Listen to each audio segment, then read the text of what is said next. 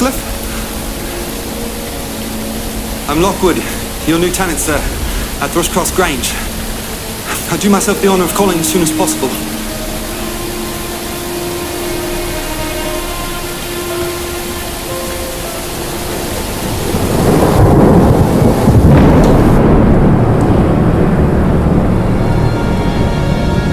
I hope I've not inconvenienced you in my arrival.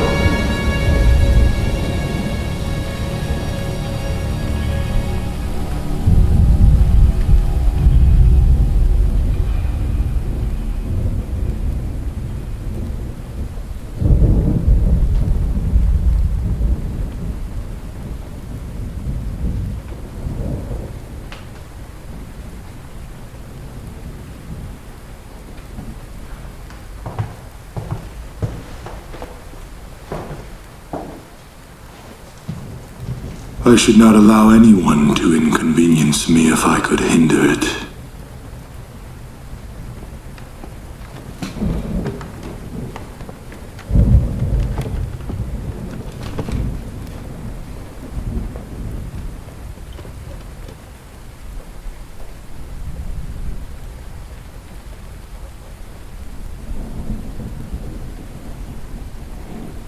I do wonder why you should select the thick of a storm to ramble about in.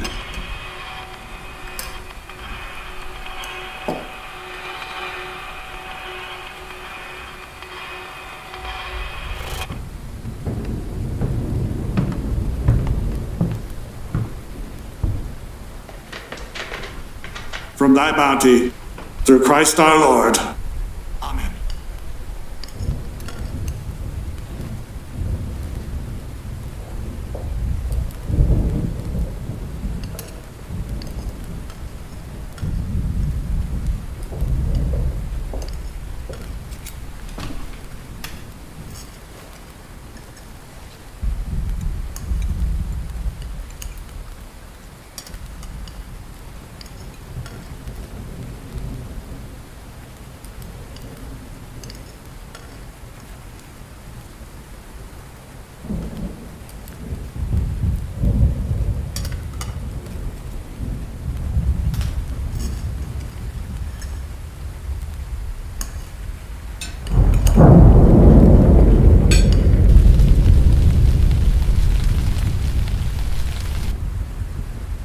I don't think it possible for me to get home without a guide. Perhaps you could spare one of your lads? No, I could not. I don't keep accommodations for strangers. I shall sleep in a chair. A stranger is a stranger. If you wish to stay, you can share a bed with either Hareton or Joseph. Let this be a lesson for you, Mr. Lockwood. To not go on any more ramblings on the moors. I can go with him as far as the park. You'll go with him to hell.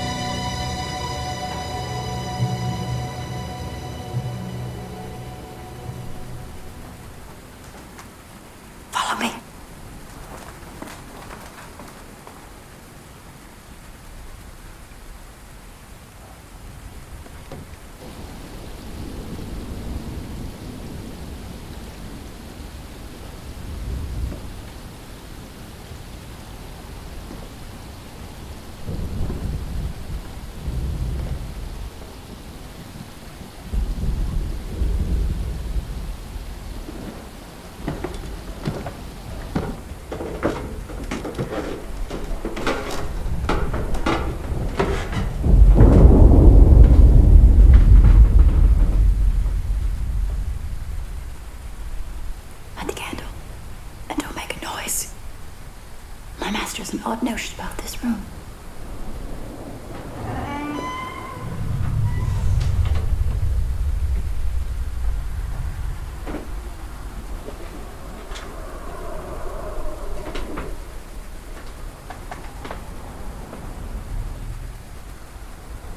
Have a good night, sir.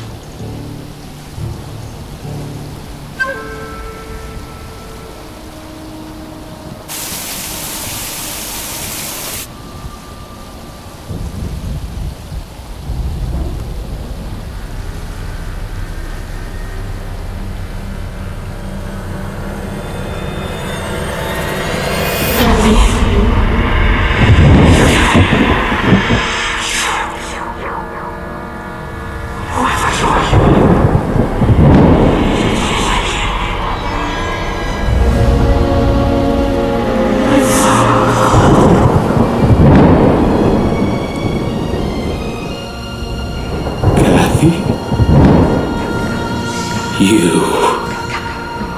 Oh, no!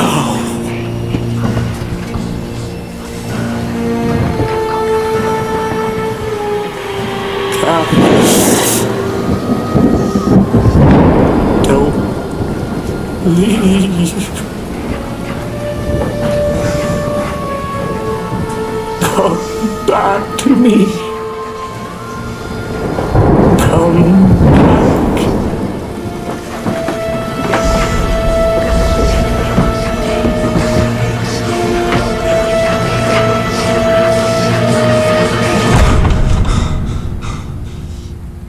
This whole house is swarming with ghosts and goblins.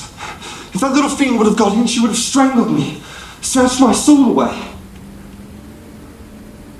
I'm not a fanciful man, ma'am, nor a dishonest one. I saw her with my own eyes, and felt her with my very own hands. Who was she? You have lived in this neighborhood a considerable time, have you not? All my life, sir. First here and then at the Grange, when my mistress was married. The master retained me for his housekeeper till he passed away. Followed my second mistress here. Indeed. Then you have seen a good many alterations. Aye, and a lot of troubles too. You knew her? This Cathy. And Mr. Heathcliff. He knew her as well. He loved her, dare I say. He is a rather churlish man. He must have led a tumultuous life to make him such a rough fellow. Do you know anything of his history? I know all about it, Mr. Lockwood, save for the circumstances of his birth and how he got his fortune.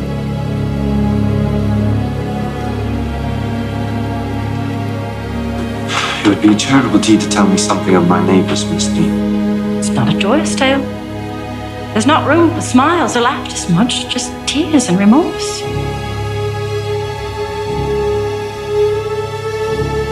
I should like to hear it still.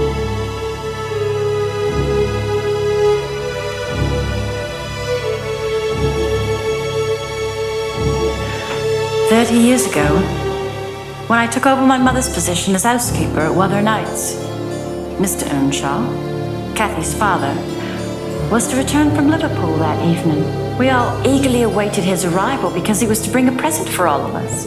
A riding whip for Cathy, a fiddle for Brother Hindley. Your brother is studying. And some apples and pears for me.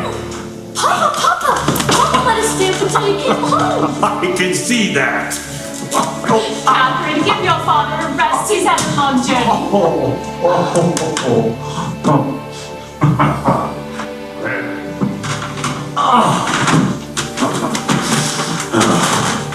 I brought you something. What'd you bring? See here.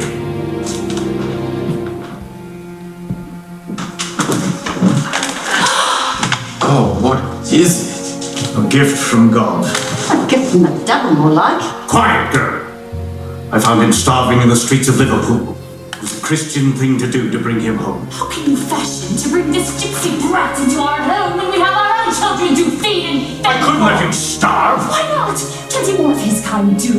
What's so special about this dark-haired foundling? He's not my blood any more than he is yours. But he will be our son. And Hindley and Cathy's brother. Uneasy conversion, no doubt.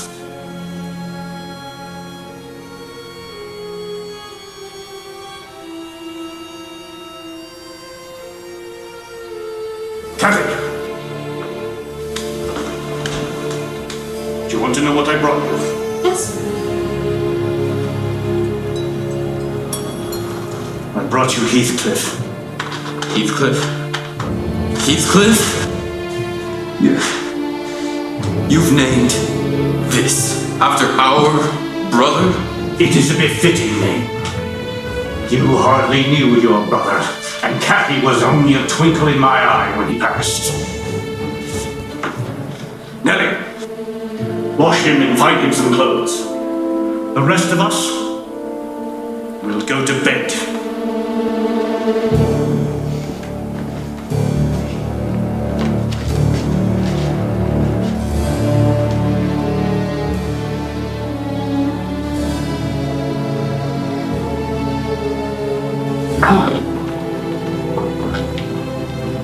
Dear God, thank you for your mercy, and thank you for this bounty we are about to receive. And dear God, thank you for the gift of Heathcliff. Amen. Amen.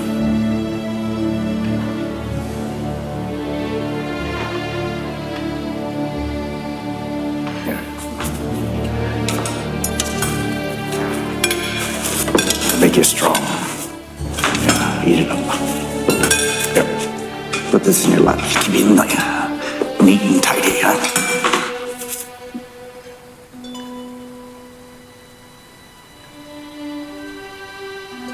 From the very beginning, Heathcliff bred bad feelings in the house.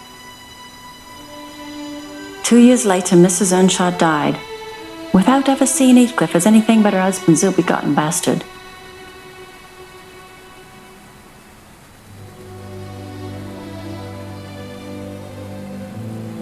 After the mistress's death, Hindley began to view his father as an oppressor rather than a friend, and Heathcliff as an usurper of his father's affections. That's right. You gotta keep that nice and clean, otherwise the powder won't ignite. Very good. All right, see if you can put that back down. That's it. That's right. Now hold this up here. All right, pull this out. Go ahead and pull that out. And ram it down inside that.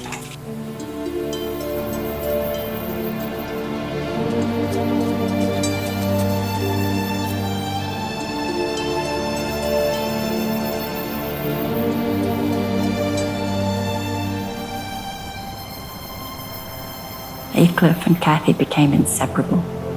There wasn't a place where one went where the other didn't follow.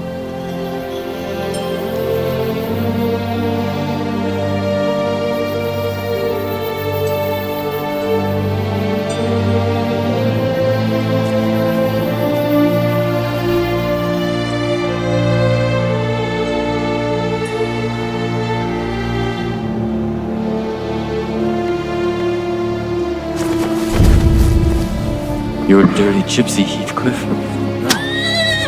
I hate you.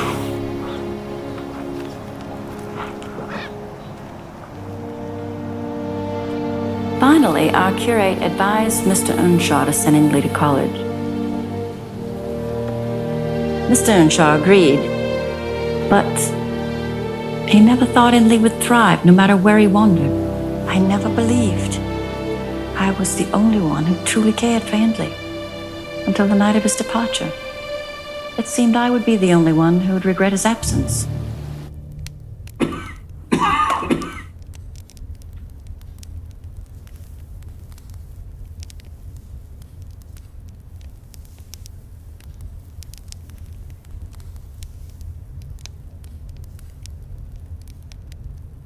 Cathy. Why can't you always be a good lass? Why can't you always be a good man, Father?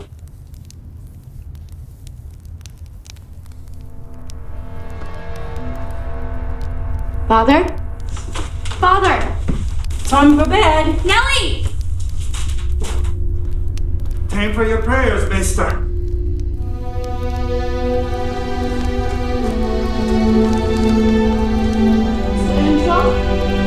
Mr. Earnshaw!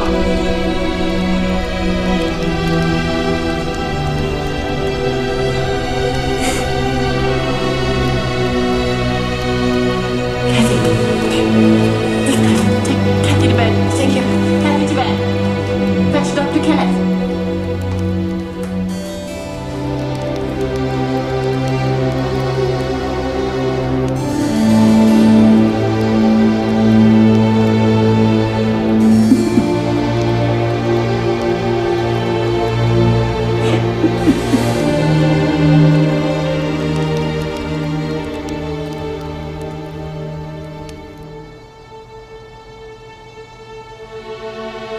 Always be there, Heathcliff.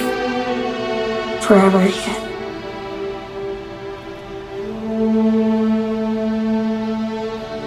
Tell me, Heathcliff, where did you come from?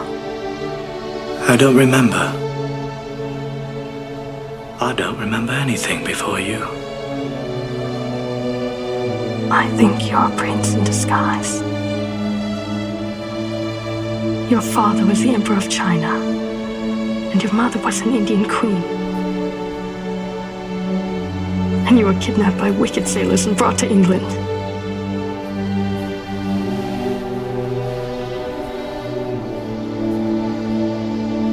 You're worried everything will change once Hindley returns, aren't you? Well, with father dead, he does on the heights. I won't have much to protect me but my own wits. I shall protect you. My brother won't touch a single black hair on your head. No one dare try to take you away from me. Nor you from me.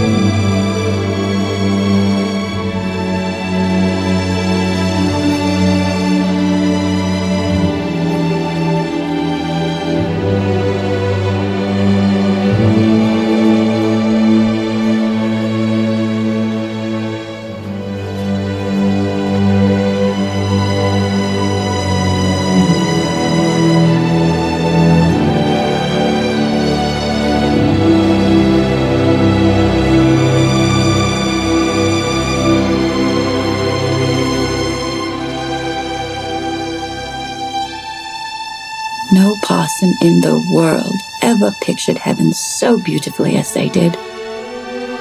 And I could not help wishing we were all there safe together.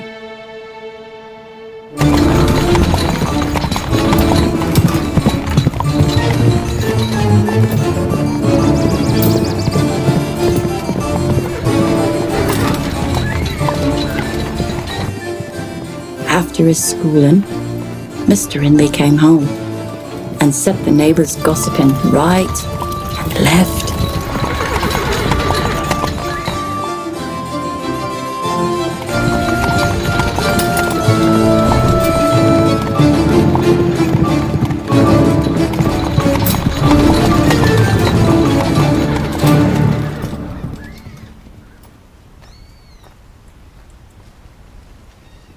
He brought a wife with him. Heathcliff. What she was and where she was born, The horses. he never informed us.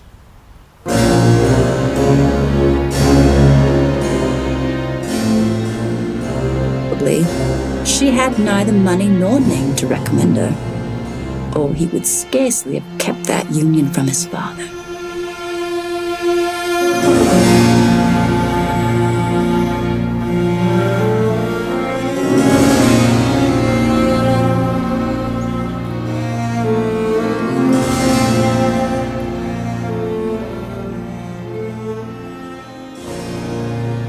Young Earnshaw was altered considerably in the years of his absence.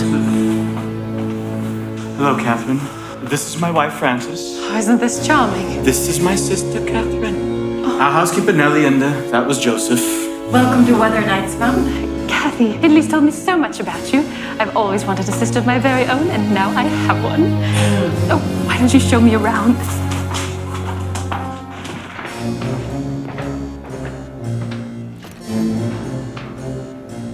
From now on, Nellie, you and Joseph are to stay in the servants' quarters where you belong. Of course, Maester. And as for you, Heathcliff, no more curate and stay in the stables. My wife and I want the house to ourselves.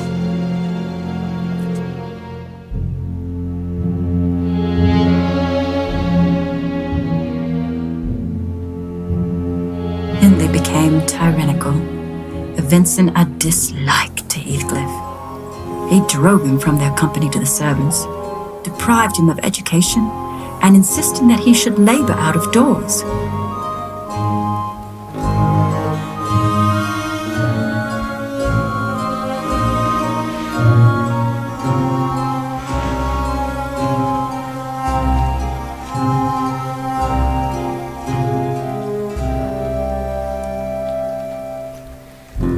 It's horrible what Hindley's done to you.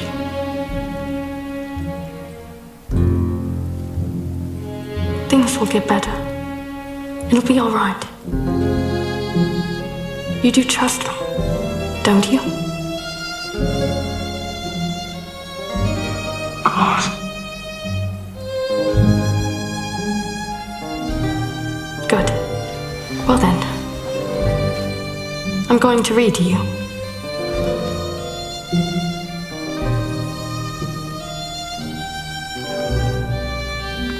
Well then, Heathcliff bore his degradation fairly well at first, because Cathy taught him what she learned and worked or played with him in the fields.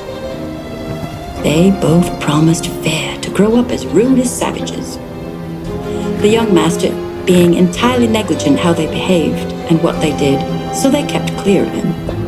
It was one of their chief amusements to run away to the moors in the morning and remain there all day. They forgot everything the minute they were together again.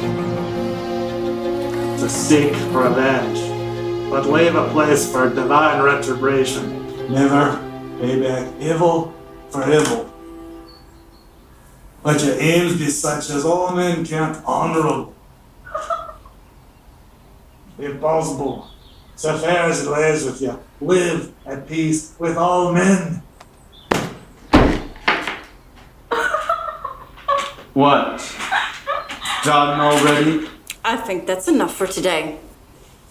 when Father was alive, we were permitted to play on Sunday. I don't give a damn what Father did.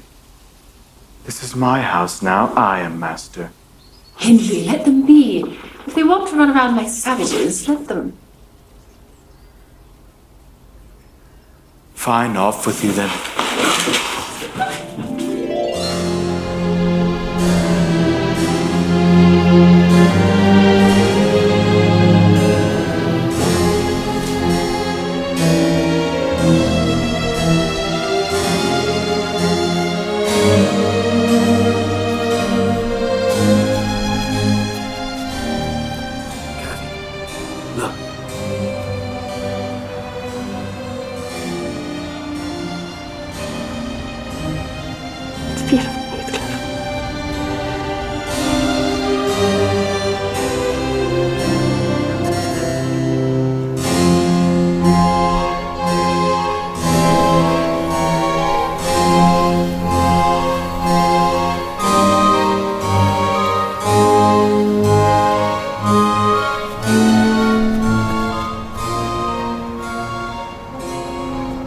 That evening, Hindley, in a passion, told us to bolt the doors and swore nobody should let them in that night.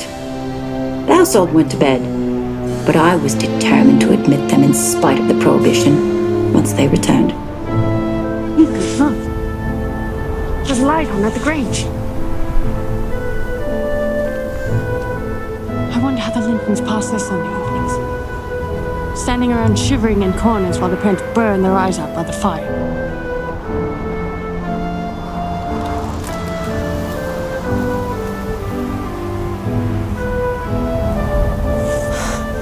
Cathy.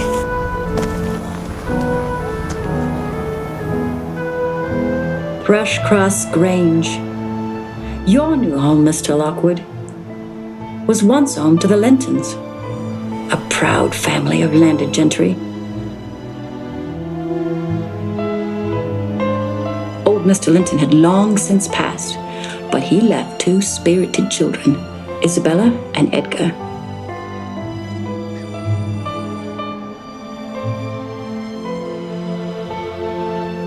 They had all the Grange entirely to themselves. Shouldn't they have been happy? We should have thought ourselves in heaven.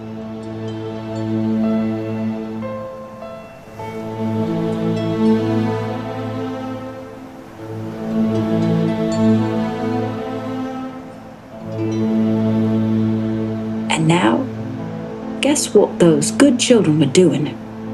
Livelier, Isabella. Livelier.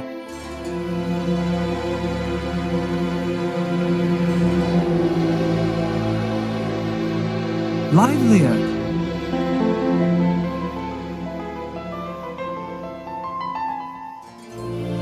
Don't you wish you would have been adopted by the Lintons?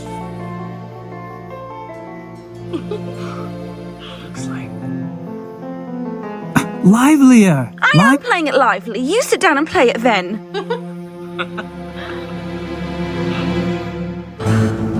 There's somebody out there. I've never seen it. Men!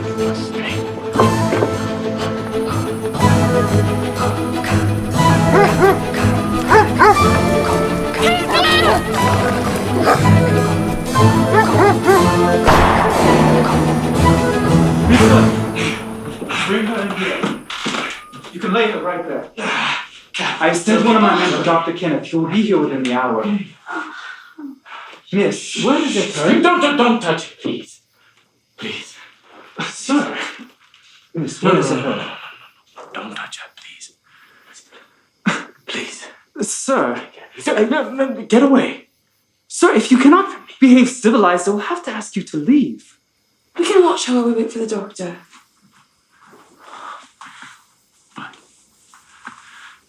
But I can't leave Cathy. Let me tend to her. Please. No, please. Please. Seamus. Your presence, sire, is no longer required.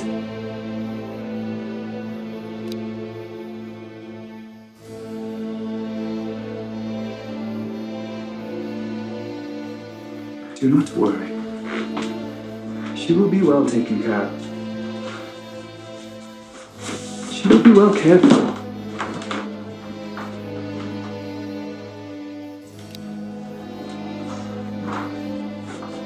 Look at the state of her.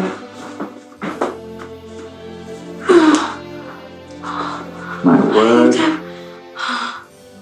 She'll have to talk to Hindley Earnshaw about his gypsy brother.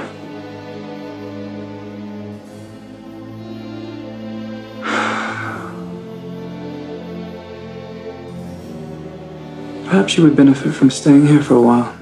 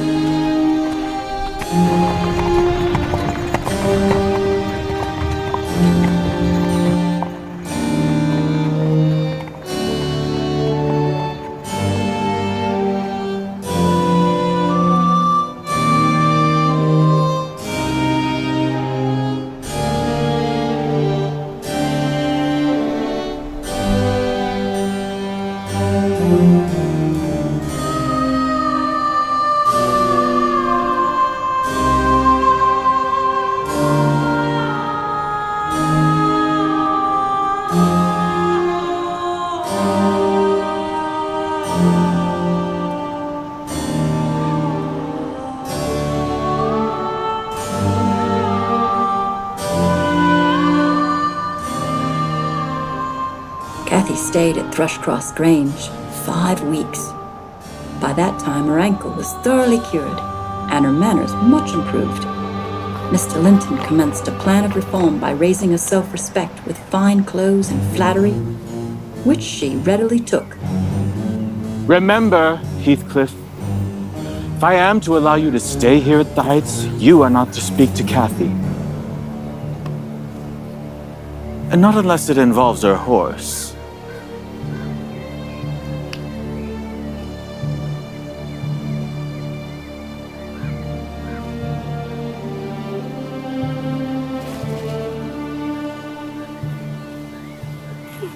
Brother! So that, instead of a wild, atlas little savage, there lighted a very dignified person. Oh, Heathcliff, you may come forward and wish Miss Cathy welcome. Heathcliff! Have you forgotten all about me? Shake hands with her, Heathcliff. Surely that is permitted. What have you been doing with yourself?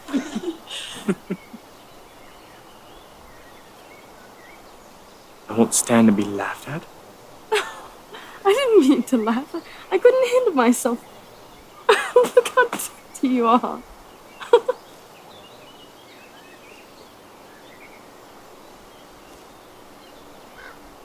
You look lovely, Cathy.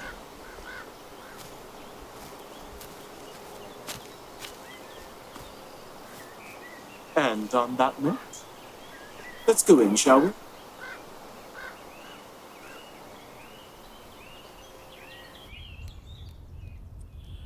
May I present a toast to our guests, the Lintons, Edgar, Isabella. I bid you welcome to Wuthering Heights. Why, thank you, Hindley. Happy to be here. It's marvelous pears this year. Quite a yield.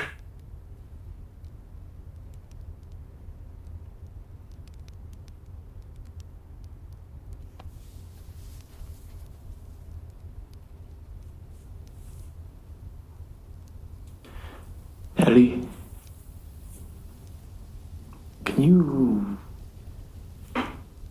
make me decent? My time, Heathcliff. You know, proud people often breed sad sorrows for themselves. I believe a few of Mr. Earnshaw's old clothes are in the attic. As soon as I can steal time, I'll help you. Edgar Linton will look like a doll compared to you.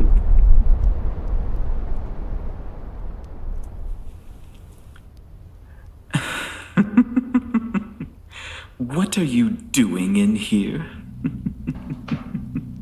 This is a place for civilized ladies and gentlemen, not for dirty gypsies.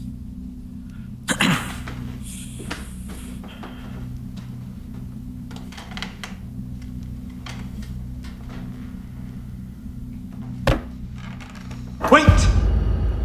Till I take hold of those elegant locks of yours.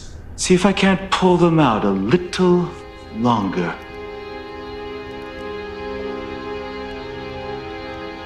I think them long enough. Looks like a klutz mane.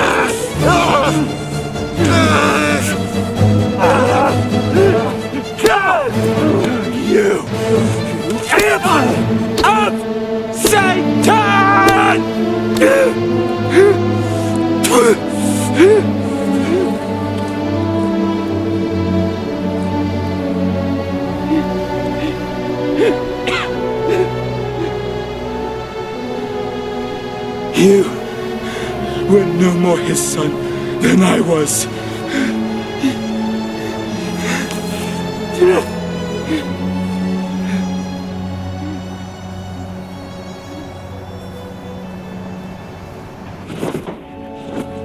Joseph will have to give my father's coat another brushing.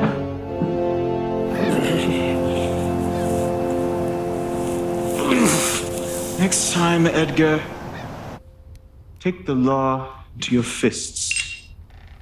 It will give you an appetite. Now then, who's up for a round of bridge?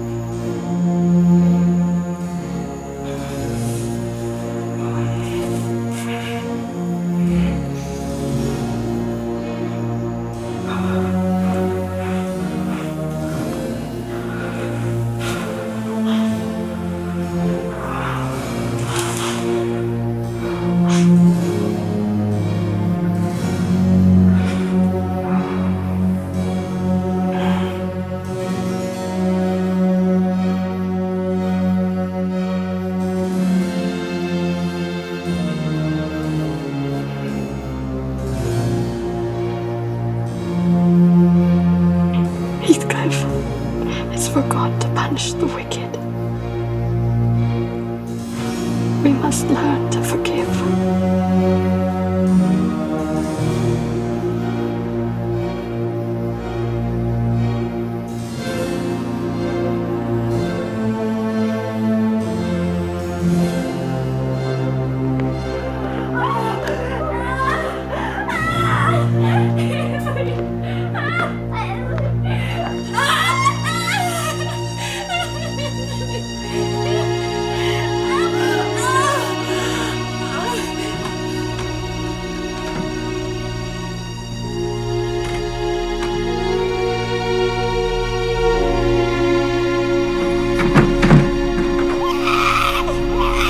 On that morning, my first bonny little nursling and the last of the ancient Earnshaw stock was born.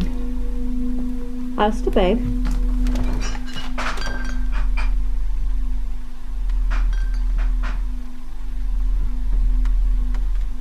Nearly ready to run about, Nellie. And Francis?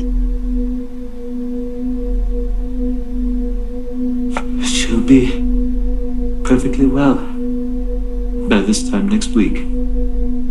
But Dr. Kennedy...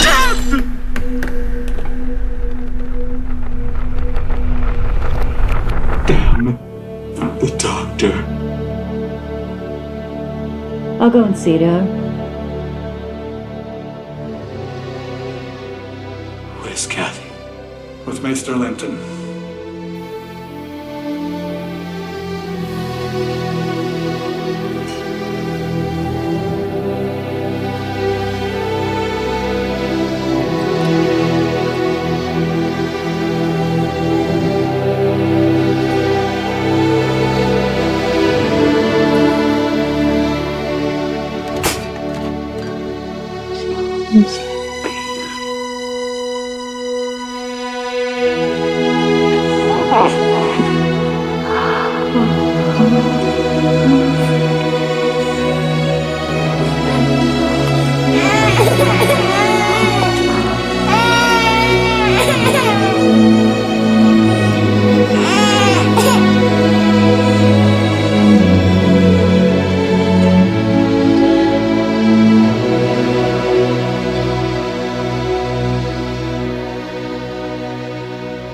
I'm going to name him Hareton. Hindley had an ancestor named Hareton. It's a good family name. Hey, Mom.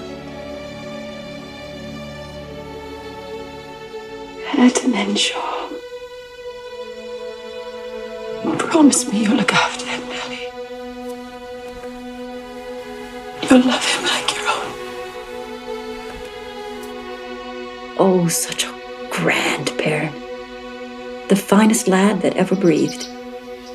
But Frances, she'd been in consumption for many months. She had nothing to keep her. On the other side. On the other side. You going somewhere? No. What do you got that silly frock on for then? Edgar Linton spoke of calling this afternoon. Edgar Linton. Catherine and I were constant companions, still at his seasons of respite from labor. That's 6 weeks in a row you've turned me out for that pitiful friend of yours again. What you got there? Oh, that's very foolish, as if I were to take notice. Where's the sense in that? To show you that I take notice. Here, look here. That is my secret.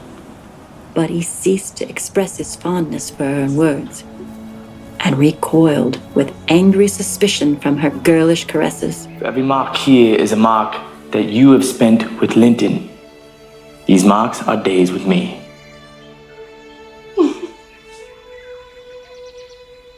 Must I always be sitting with you? You might be dumb for anything you say to amuse me. As if conscious, there could be no gratification in lavishing such marks of affection on him. Never knew that I talked too little or that you disliked my company, Cathy. It's no company at all when people know nothing or say nothing.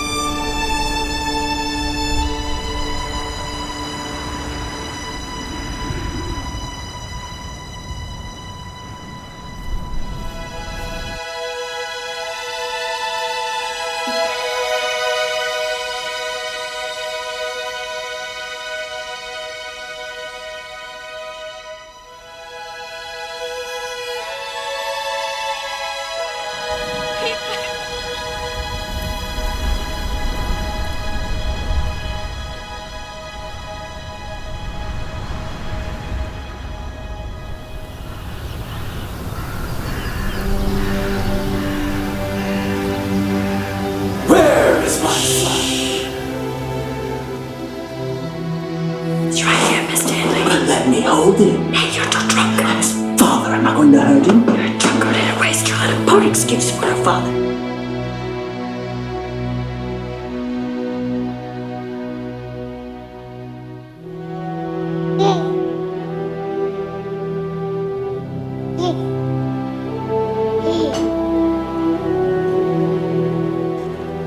All right, Heathcliff. You can take a moment before you return to the stables. Just remember to brush them before you turn in. One more thing. Don't tell Maester Hindley. Nellie. Your tongue has grown rather sharp of late, Nellie. Your hands are from Maester. I never noticed what a woman you are. Oh, now's not the time to take notice. I could kill you for speaking back to me.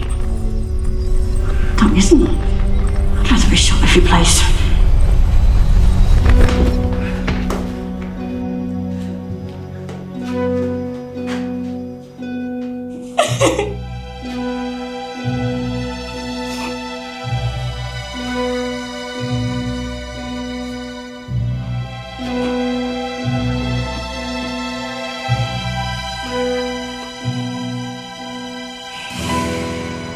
Catherine, our time together has been, well, just lovely.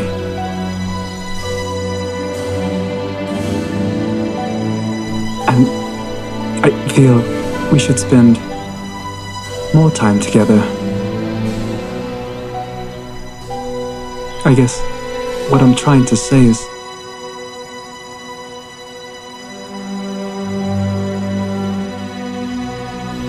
there's nothing that would make me happier than if you take my hand in marriage.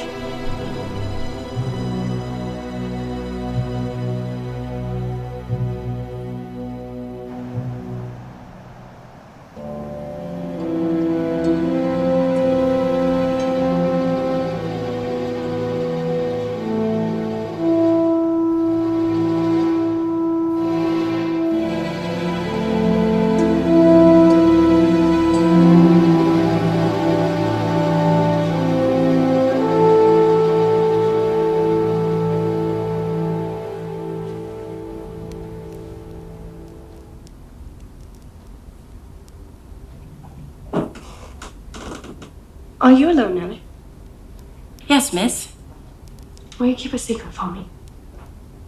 Is it worth keeping? Today, Edgar Linton asked me to marry him, and I accepted him. Do you love Mr. Edgar? Of course I do. Who could help it? Well, why do you love him? Because he's handsome and pleasant to be with. Bad. Because he's young and cheerful. Bad still. Because he shall be rich. And I shall be the greatest woman in the neighborhood. Oh, worst of all. You're making jest of it. I'm very far from making jest of it, Miss Cathy. It doesn't matter what you say.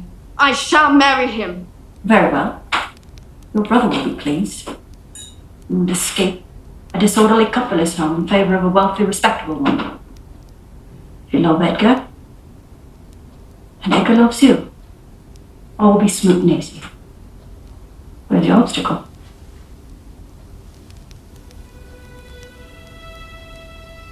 Here. In my heart. And in my soul. I'm convinced I'm doing wrong. Nellie, have you ever had bad dreams in the night? Now then. I dreamt I was in heaven once. And I was miserable there. And I broke my heart with weeping. And the angels were so angry that they thrust me out right into the heat. Right on top of Wuthering Heights. And I woke up sobbing for joy. Don't you see now? I have no more right to marry Edgar Linton than I have to be in heaven. And if Hindley had not brought Heathcliff so low, I would have never thought to marry Edgar. But to marry Heathcliff now would degrade me.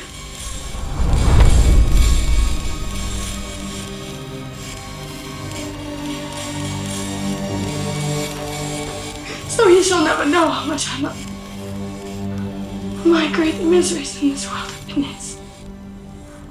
I've watched and done them all from the beginning. My great thought in living is his. My love for Edgar is like the foliage in the forest. Time will change it, as winter changes the trees. My love for Heathcliff is like the eternal rocks beneath. Source of little visual pleasure, but vital.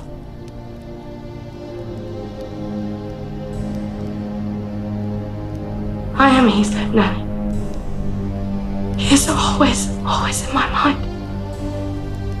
But not as a pleasure to myself, but as my own being. Miss Cathy, Heathcliff might have been listening. He laughed when you said it would do disgrace to marry him. No! No! Miss Cathy! Heathcliff!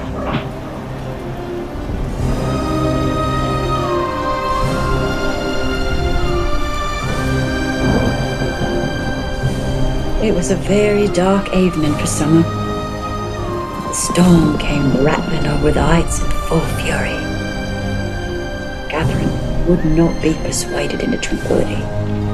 She kept wandering to and fro, heedless of the growling thunder and the great drops that began to splash around her.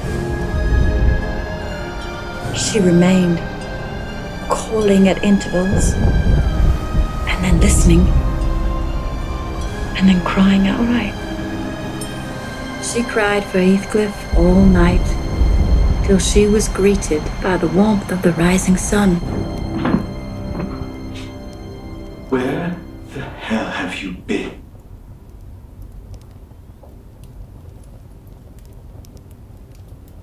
Outside.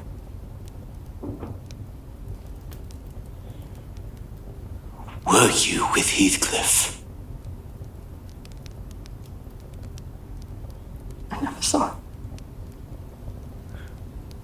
Well, when he comes back, I'll throw him out. Had enough of that gypsy bastard. You won't get your opportunity. He's gone. I lost him. I lost him.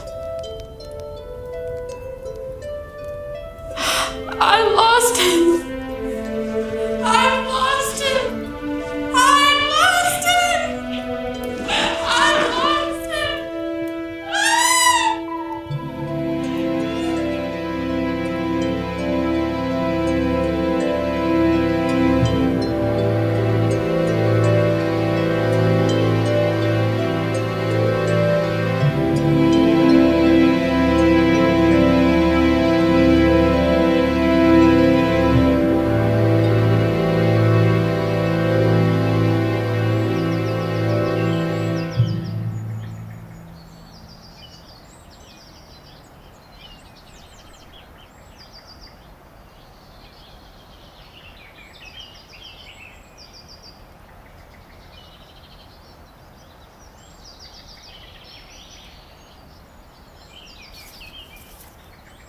I don't have to go.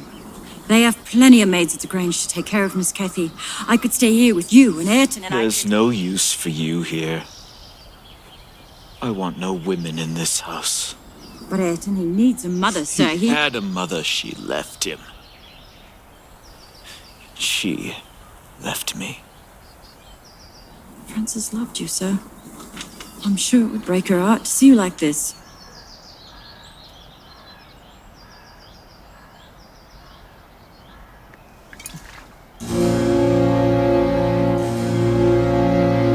Goodbye, Hindley.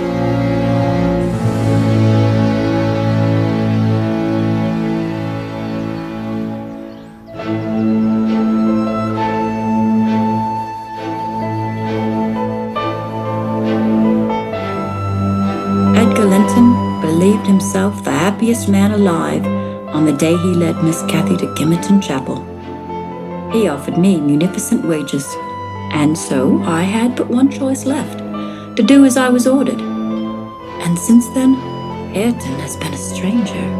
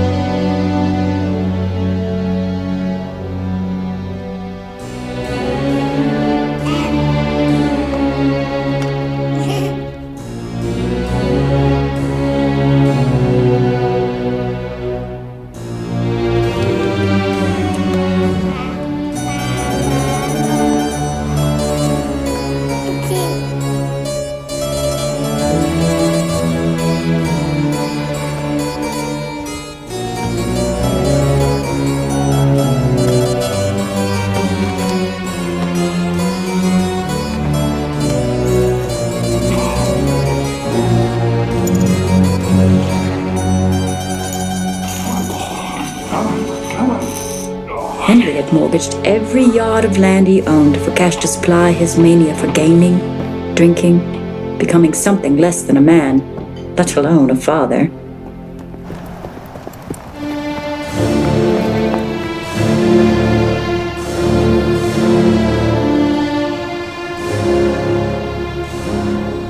I got Miss Catherine and myself to Thrushcross Grange, and to my agreeable disappointment, she behaved infinitely better than I dared expect.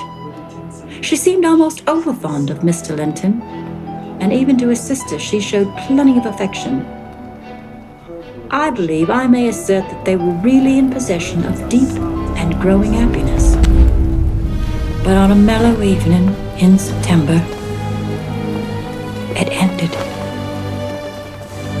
His cheeks were covered, his brows lowered. I remembered the eyes.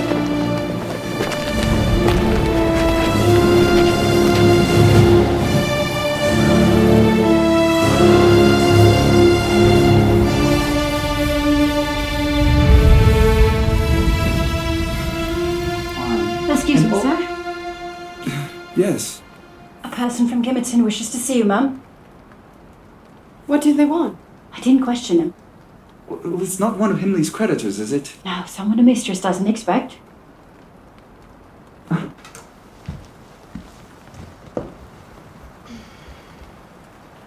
Shall I continue? Please.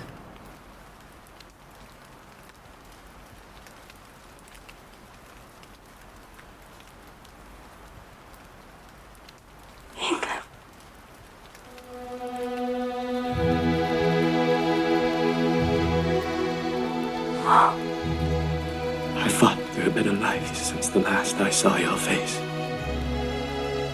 Forgive me. I struggled only for you.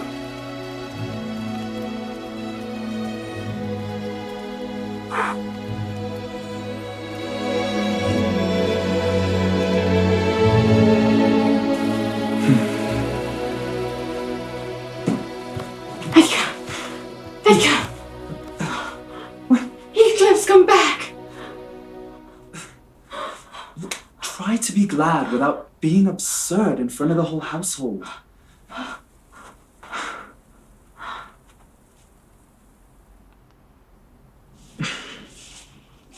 Ah, Mr. Heathcliff. Please, sit down.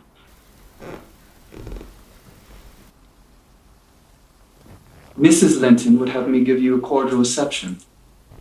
Of course, I am gratified with anything that pleases her. As am I, especially when it is anything in which I have a part. Thank you, Nellie.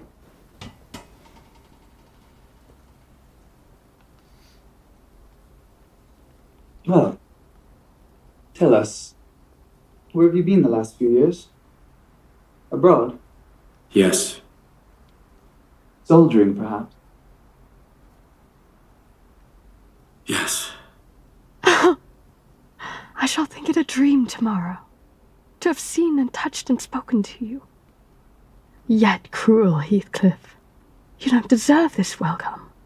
To be absent and silent for 3 years and to never think of me. A little more than you thought of me. I heard of your marriage. Where are you staying? Gimmerton? No. At Wuthering Heights. Hindley Earnshaw invited you to stay at Wuthering Heights. No, it is I who have invited him to stay. It seems Hindley mortgaged the property to pay for his gambling debts. I managed to help my brother with his finances. I am the owner of Wuthering Heights now.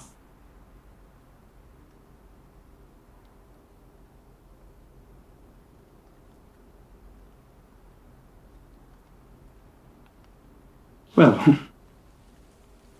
I'm here to see what you do with the place.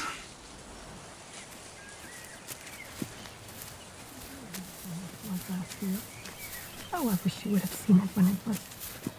Cathy, do you think I could maybe speak to you? Isabella, can you leave us?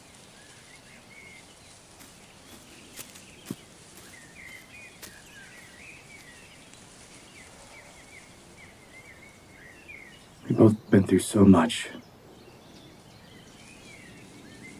But please, please, we can undo what was done. And I have come back for you.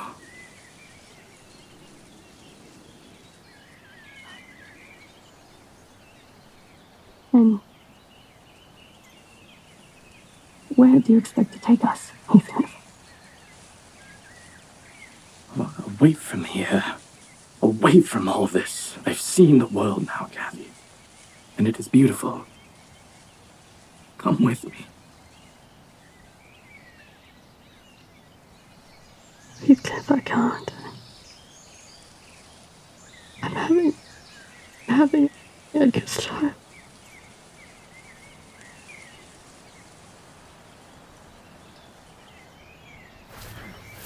How can you do this to me, Cathy? How did I do that? Oh, you'll find one to talk to. When you weren't there. You don't know. Don't talk to me anymore. Cathy, please. Please. Hey, you are to play nicely with me if we are to continue our communication together. Get your hands out of your pocket. Okay, then. It's all right. There's still time. It doesn't matter. We can all leave. Me, you, and the child, we can all leave. Please, Cathy. Cathy. No, Lord, dear. You are my life. You are my life. Heathcliff.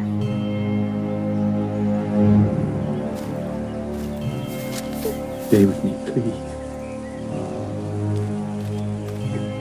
I can't, okay? Cathy.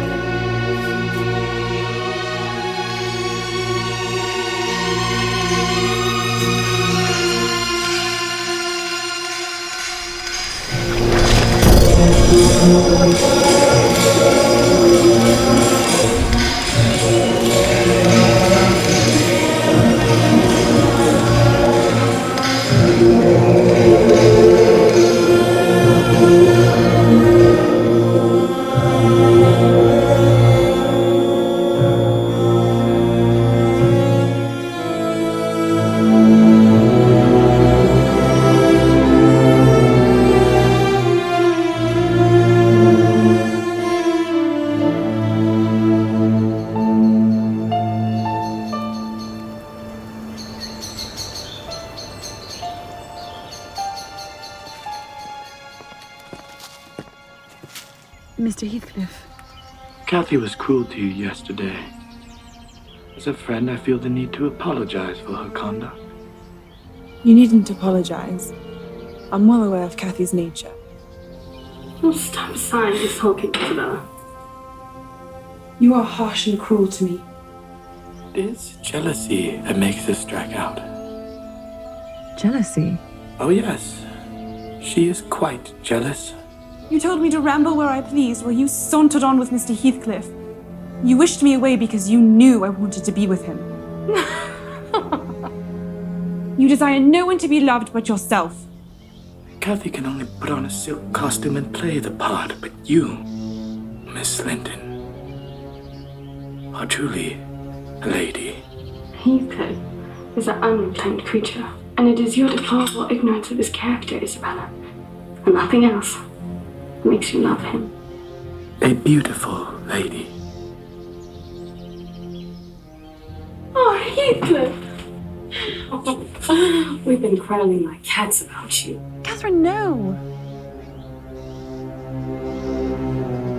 My dear sister swears that the love I have for Edgar is nothing that she entertains for you. Oh, no, you don't. Go on, then.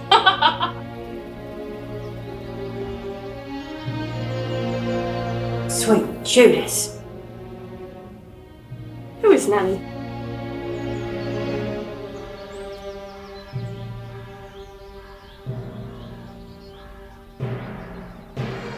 You weren't telling the truth, were you? Oh, forgive it, Heathcliff. I like her too well to let you seize and devour her. And I like her too little to attempt it.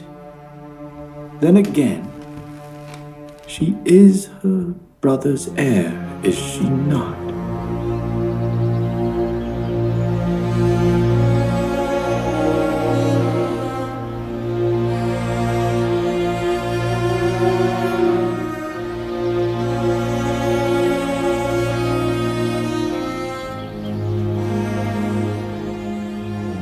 Now, not much longer.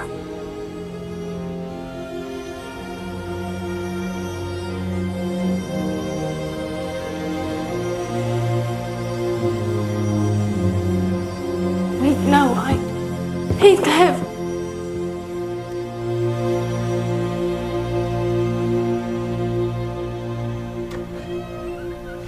I told you to leave Isabella alone. What's it to you? I have every right to kiss her if she chooses. You have no right to object. I am not your husband. If you love Isabella, then you shall marry her. Now tell me the truth, Heathcliff. Do you love her? Thank you for telling me your sister's little secret. I swear I'll make the most of it. Have you been listening at the door, Edgar? I was not ignorant to your miserable, degraded character, Mr. Heathcliff. But foolishly, I acquiesced to my wife's desire to keep your acquaintance. Hereafter, you are no longer welcome in this household.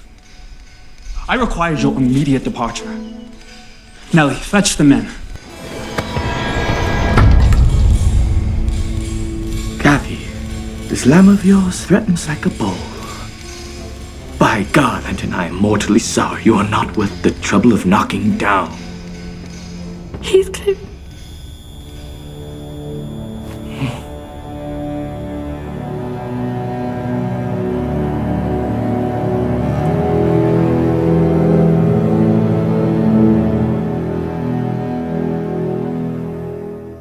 Wish you the joy of this milk-blooded coward, Cathy. And I compliment you on your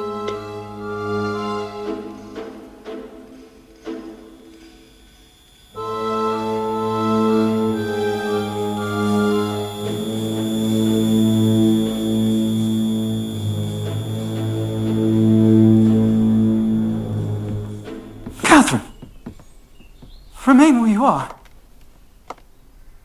After today's events, do you intend on continuing your intimacies with Mr. Heathcliff? Leave me alone. Your cold blood cannot be worked into a fever. Your veins are full of ice water. Will you be with Heathcliff or will you be with me? cannot be his friend and my wife. I require you to choose. I require to be left alone! Catherine.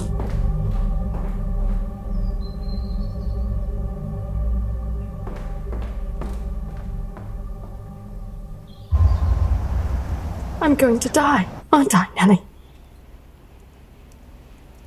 You're not gonna die. He'd be glad. He doesn't love me. He never missed me. I'm afraid of being alone. You're not alone. Oh, let me feel the wind. It comes straight down off the moor. Oh, let me have just one breath. I will not. No.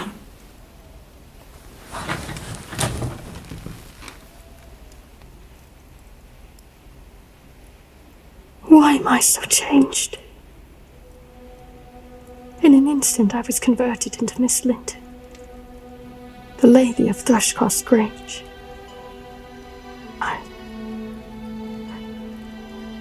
An exile. An outcast from my world.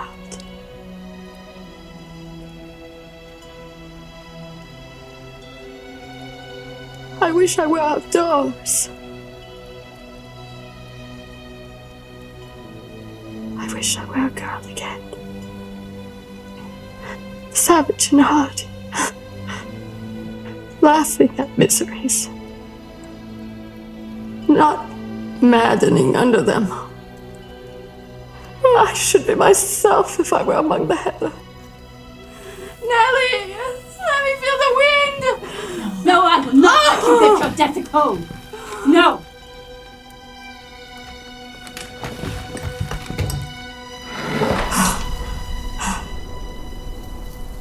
Look! There's my room. With a candle in the window. Heathcliff is waiting for me. Heathcliff! I dare you now. Will you venture? I shall not rest until you are with me. I never will. He's considering. He'd rather I come to him. Nellie, are you mad? Shut the window! Catherine! Edgar! You are one of those that is ever fond when least wanted. Am I nothing to you anymore? You love that wretch Heathcliff.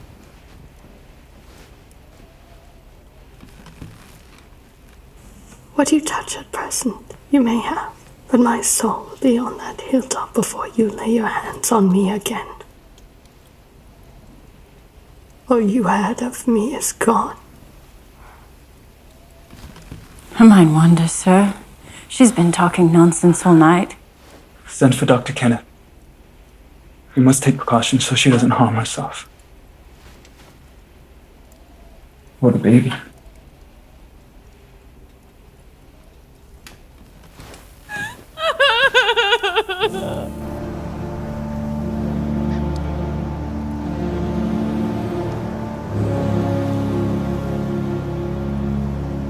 Isabella?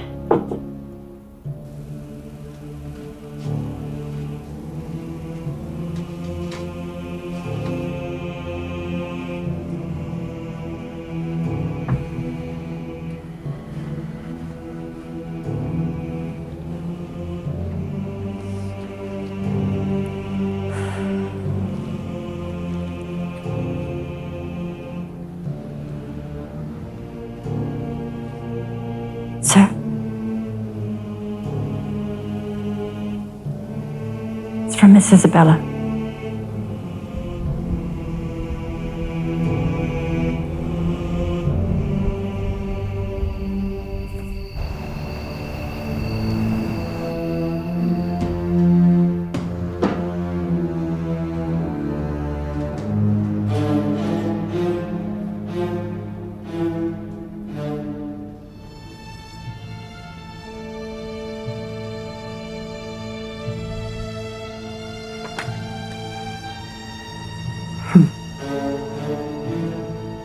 What should we do?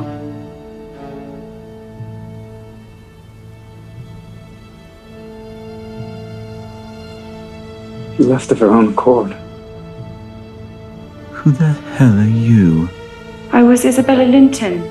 We've met before, sir. I've just married Heathcliff and he brought me here. Oh, Heathcliff married you. From now on, she is my sister only by name. Not because I disown her. She has disowned me. Where shall I sleep? Heathcliff's bedroom is up the stairs, second door on the right. Make sure to bolt the door, Mrs. Heathcliff. Why? It's a great tempter to a desperate man, is it not? Every night I try to open his door. If once I find it unlocked, he's done for. When the time comes, all the angels in heaven will not save him. I'll warn him. I don't give a damn if you do. Wuthering Heights will be mine, his gold will be mine, and then his blood.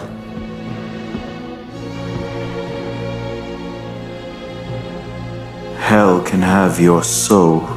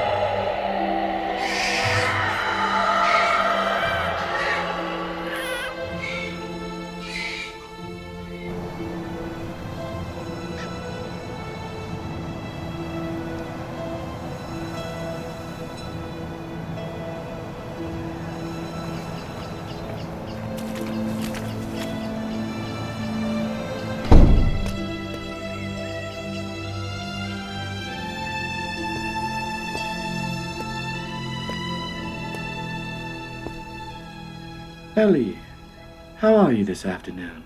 I've come to see Miss Isabella. Have you a letter from? I've nothing. My master sends his love, but he refuses to communicate with his household ever again. Sorry. And how is Cathy? Mrs. Linton gave birth to a little girl last night. She'll never be like she was. Her life was spared. What will we call her? Catherine. This young lady looks sadly worse for her change of condition. Someone's love falls far short in her case, obviously. I should guess her own. Under delusion, she pictured me a hero of romance and expected unlimited indulgences from my chivalrous devotion. It was a marvelous effort on her part to discover that I did not love her. I've never in all my life met with such an abject thing as she. She even disgraces the name of Linton. Take care now. He means to provoke Edgar past desperation. I'll die first. Single pleasure I can imagine is dying. Or to see him dead. Not for the present! Out of my sight! Nellie, I must see her. I cannot allow that. Cathy's delirious. She slips in and out of consciousness and remembers very little. She must call for me. You know she has not forgotten me. For every thought she spends on Linton, she spends 1,000 on me. Nellie, am I to fight my way through Edgar and all his footmen? You please be the friend you always have and let me see her. Please.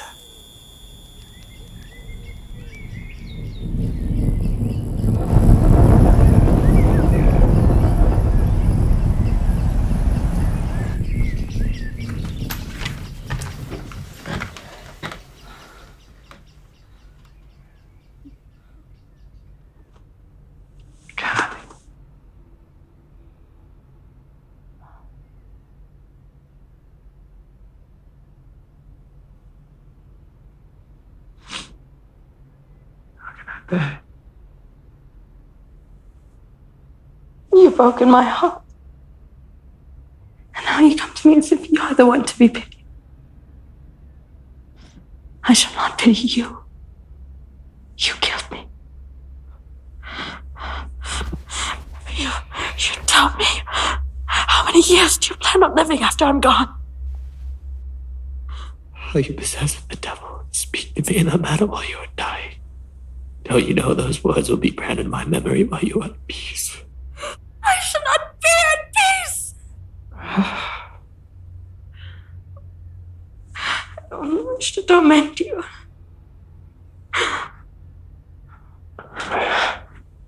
Come to me.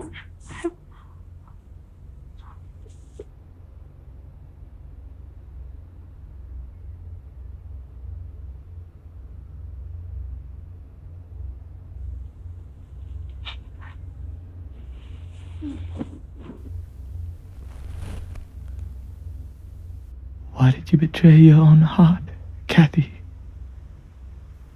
You've killed yourself.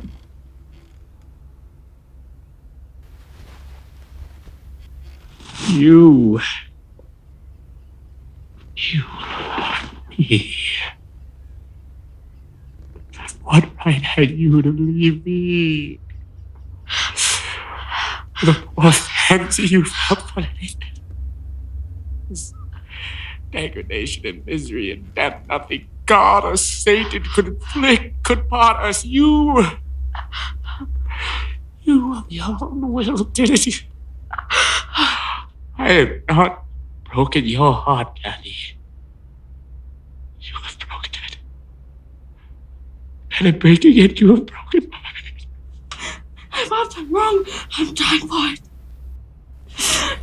You love me too. I forgive you. Forgive me. I love my mother.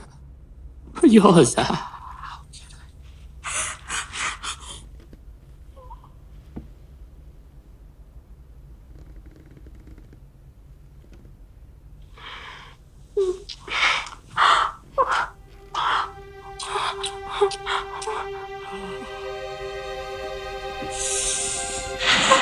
I wish I told you.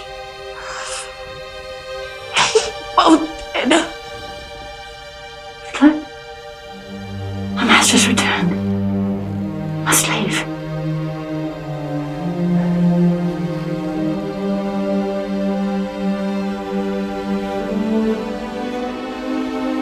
Cathy, I must go. No, you mustn't. I must. No, not for a minute.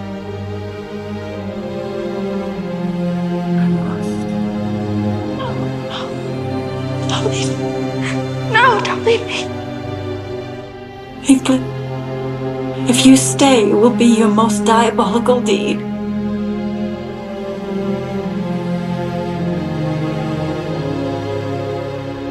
What in God's name?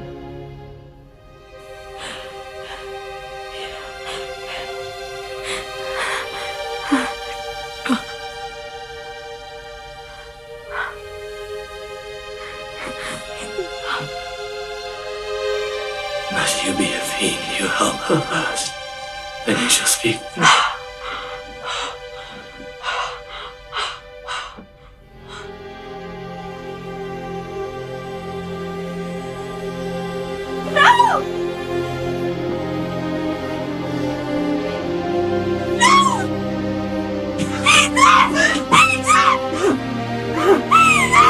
What have you done to her? Catherine! What have you done to her?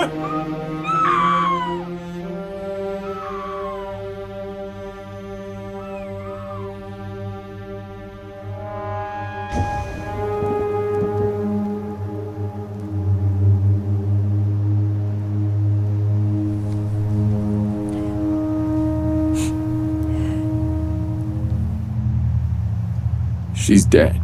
I've not waited for you to learn that. Don't you snivel before me, damn you! She wants none of your tears.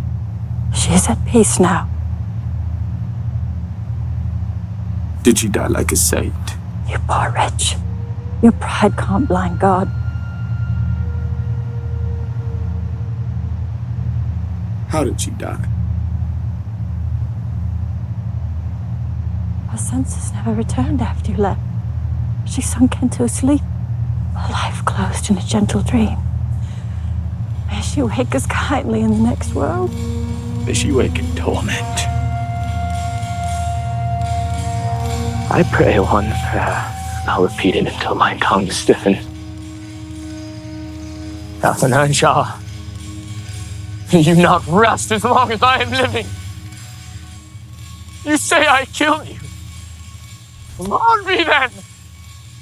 Be with me always. Break any bond. Find me back. Only do not leave me in this abyss where I cannot find you. I cannot live without my life. I cannot live without my soul. I cannot live without my life.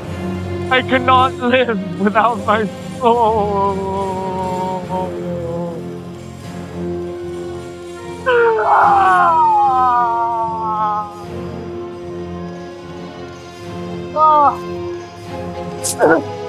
I cannot live without my life.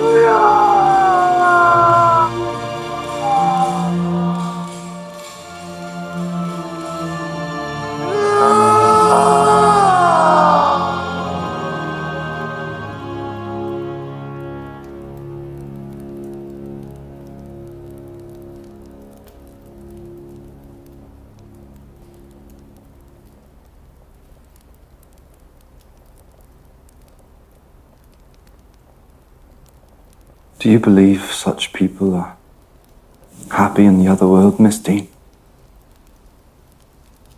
Retracing the course of Catherine Linton? I fear we have no right to believe she is. But we'll leave that to her and her maker. To the surprise of the whole parish, Catherine's burial was neither under the carved monument of the Lintons nor by the tombs of her relations outside. It was dug on a green slope, in a corner of the churchyard. The wall was so low that the heath climbs over from the moors and buries it.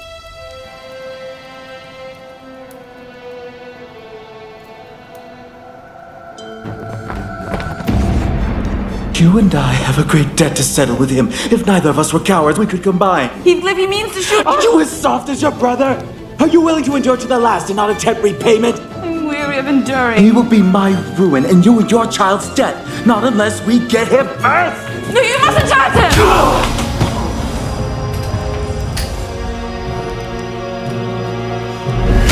No! Heathcliff, stop! No, get off him! You're going to kill him! Stop it! I couldn't. No! Heathcliff, stop! No! Let go! Stop it!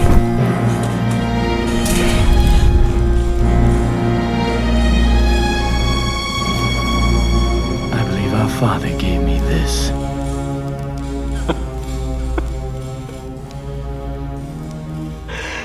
If God gave me the strength to strangle you, I'd go to hell with joy. Isn't it enough you've already murdered his sister? Everybody knows she'd still be living if it weren't for you. So why don't you go lay over her grave like an old faithful dog? Surely the world isn't worth living in now, is it?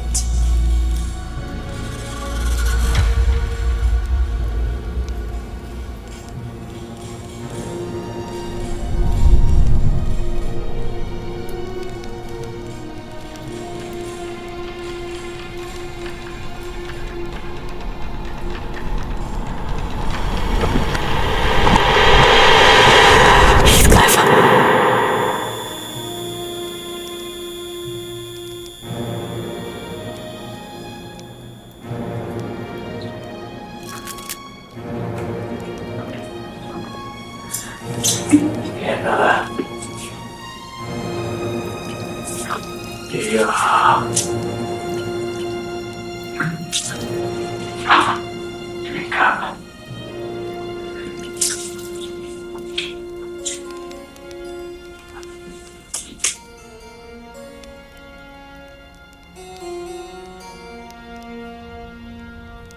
Your brother abandoned you too. Clean him up.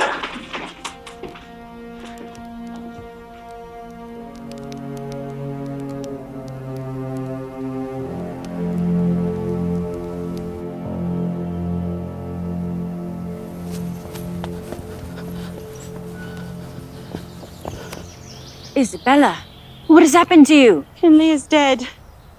He fought Heathcliff true to form, drunk as lord, and Heathcliff fought back. I cannot live another day without villain. I'm leaving for London, and I've just come by to see you and the baby before I depart.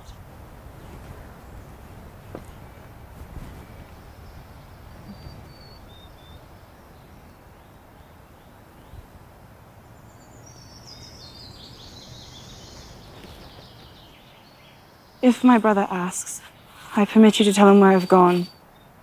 But do not tell Mr. Heathcliff, will you promise? I promise. Give my love to my brother. I'll write to you. Godspeed.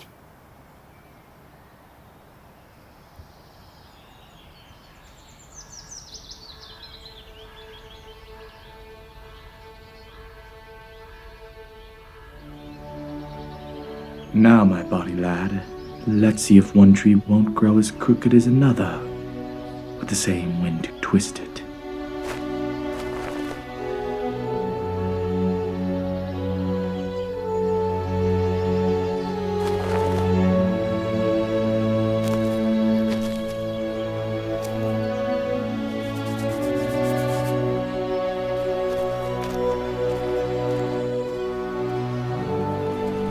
Hareton, who should now be the first gentleman in the neighborhood, was reduced to a state of complete dependence on his father's inveterate enemy, and lives in his own house as a servant.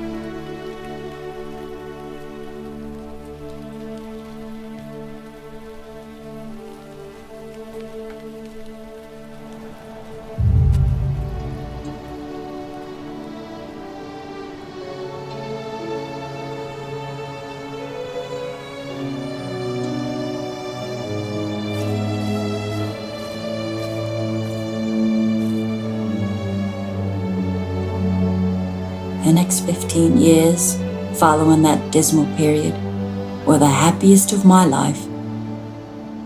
Little Catherine grew like a larch. She was light and fair like the Lintons, but with the handsome eyes of her mother.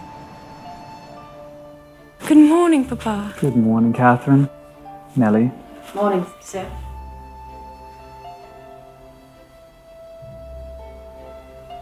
She had not been beyond the Grange by herself. Wuthering Heights and Heathcliff did not exist for her.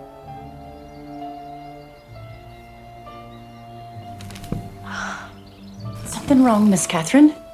Oh, no, I'm just slight headache. Would you like some tea? Oh, no. I'll just rest.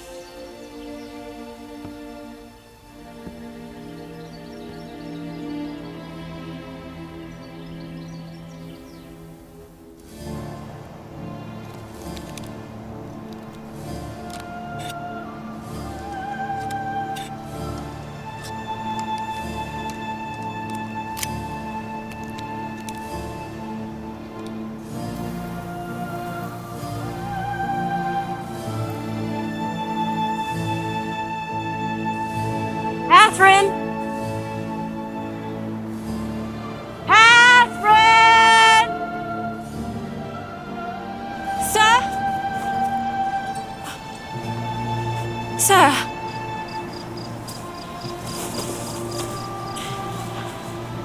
I'm afraid I'm quite lost. Do you know where Thrushcross Grange is from here? You're Edgar Linton's daughter, aren't you? Yes, I am. Do you know my father?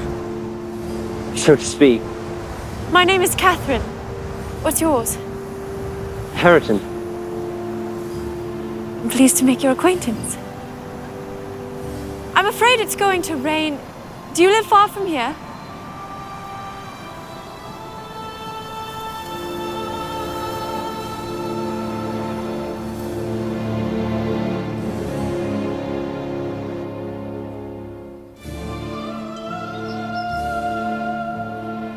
Miss Catherine! If your father had any notion of you being at this house, you'd be glad enough to go out. It's your father's, isn't it, Harriton? No. I thought you had been the owner's son. Are you a servant? I'll see you damned before I be your servant. You'll see me what? Damned. How dare you speak to me that way? I'll tell my father what you said. Miss Catherine, you'll lose nothing by being civil. Although Ayrton is not your master's son, he's your cousin. My cousin? Nellie, you must be mistaken. My father has just gone to fetch my cousin from London. A gentleman's son. People can have many cousins of all sorts without being the worse for it. Miss Catherine?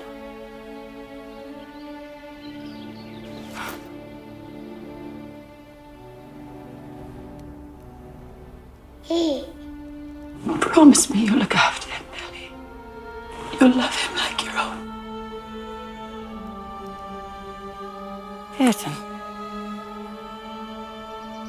Will not tell your father that you went to Wuthering Heights. I cannot understand why not.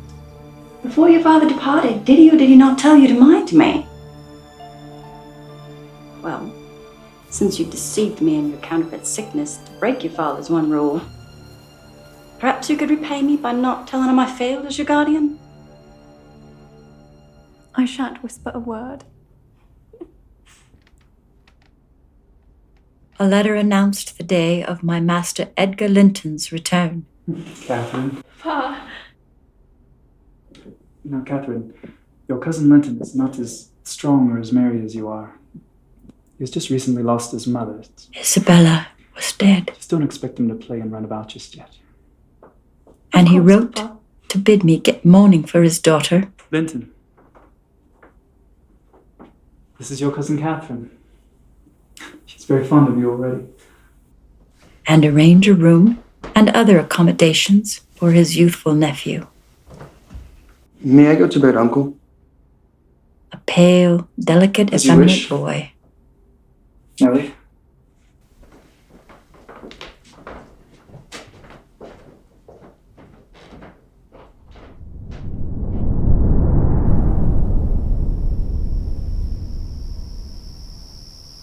Good evening, Heathcliff. What business brings you here tonight? I'm here to see my son. Master Linton has gone to bed along with the rest of the household. And unless you have something particular to say, you may entrust your message to me. Who is it, Nellie? I have come for my son. He may be your son, but his mother desires him to remain in my care. His mother is dead. How did you come to know that? How I know is of no matter. Surely as a magistrate you will not keep a father for caring for his only child. Nellie will accompany Linton to Wuthering Heights in the morning. He has just come from a long journey and his health is very precarious. If you care for him at all, which, to much regret, I doubt you do, you'll let him sleep through the night. Very well. I look forward to seeing you in the morning, Nellie. Good evening.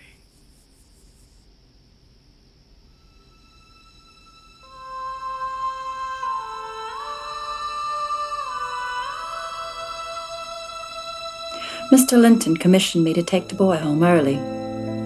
He was very reluctant to be roused from his bed at 5 o'clock and astonished to be informed that he must prepare for further traveling. But I softened off the matter by stating that he was going to spend some time with his father, Mr. Heathcliff. who wished to see him very much.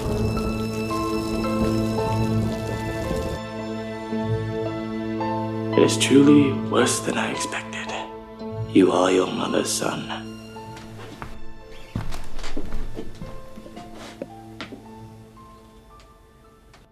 Do you know me? No.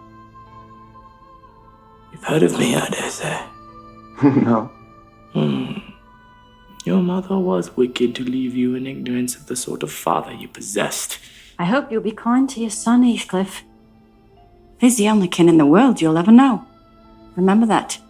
I will be very kind to him, Nellie, you needn't fear. After all, my son is the prospective owner of Thrushcross Grange, and I should not wish him to die until I was certain of being his successor. That is the sole consideration in which I can endear the whelp. Over to young Linton. I cannot eat that. The dainty chap says he cannot eat it. His mother was just the same. Just as hard to please. Don't mention his mother to me again, and get him something he can eat. See, Nellie? All is fine. Have a good afternoon. On a beautiful spring day, my young lady asked to have a ramble on the moor with me. She was off like a young greyhound. Young lady, And as I toiled to follow, you any notion of whose property? she came upon Mr. Heathcliff. I hope it's still my father's. And who is your father? Edgar Linton, owner of Thrushcross Grange. Do you know him? Very well. Miss Catherine? Miss Catherine!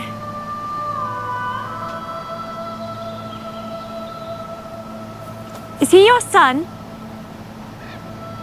No. But I do have one. And you've met him before.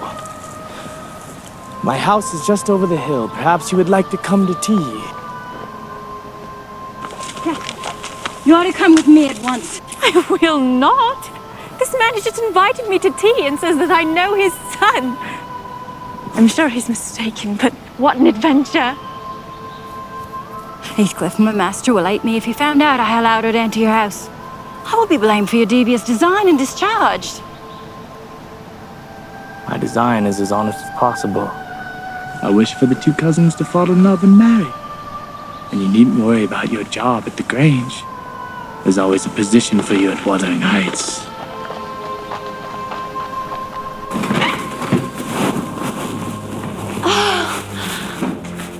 It's lovely. Now, do you know who that is? Your son? Linton! It's Linton! Oh, you look very much changed. And you must be my uncle then. Why don't you come and visit at the Grange with Linton? To think all these years such close neighbors and to never visit us. I visited once or twice before you were born. But your father and I quarreled at one time in our lives. Why did you quarrel? He felt me too poor to marry your sister, and was grieved to learn that I had won her. His pride was hurt, and he had never forgiven it.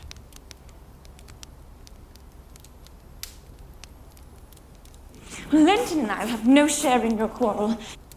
If Papa will not let me come here, then Linton must come to the Grange. To walk 4 miles will kill me. Please, come here, Miss Catherine. Not every morning, but once or twice a week. Linton, have you nothing to show your cousin? Take her to the garden. Oh, that sounds lovely. Wouldn't you rather sit here? If that's what you prefer. I'll take you to the garden.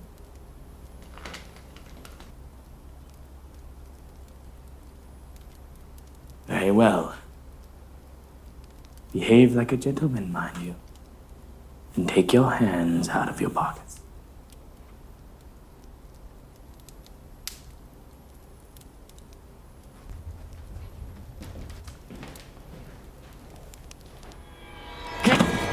Up you, my uncle. Now you've got a rival for your cousin's affections.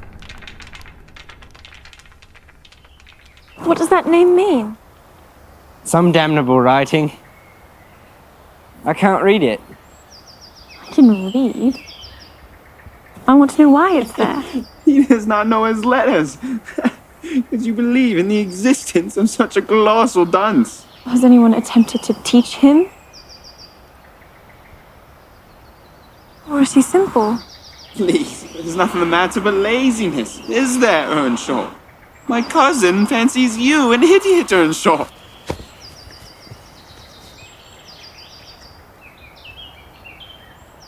If you weren't more a lass than a lad, I'd fell you this minute. Nellie, you recollect me at this age.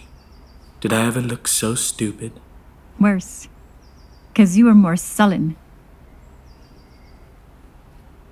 I would have loved the lad had he been someone else's, but I am sure he is safe from her love.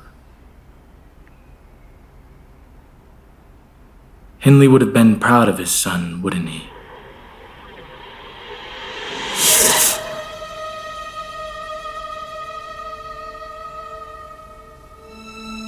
Almost as proud as I am of mine.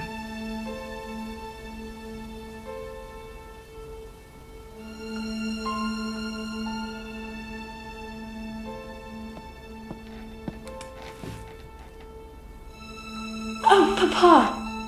I saw Linton the other day, at Wuthering Heights. I met my uncle, too. Why didn't you tell me that Linton was nearby?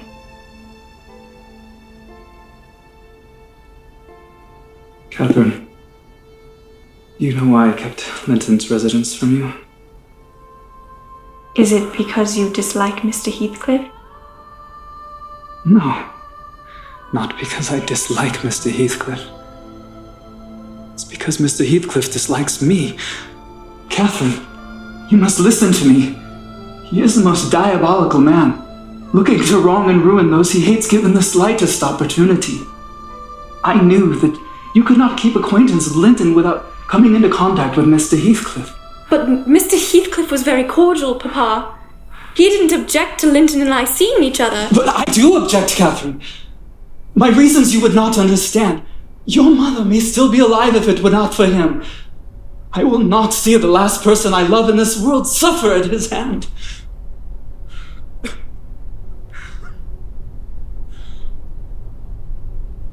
You are to stay away from Wuthering Heights.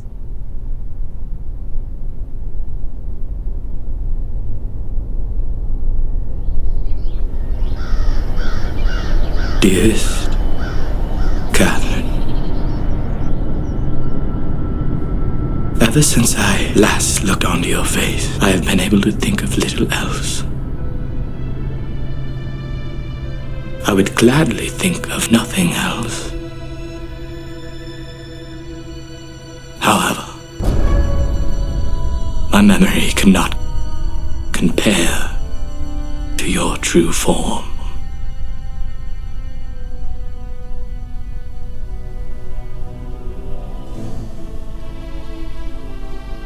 I am still not well enough to make the trek to the Grange. Able to understand this world, to keep one's faith in its deep meaning, to reconcile the existence of God with the existence of evil. How should you picture heaven?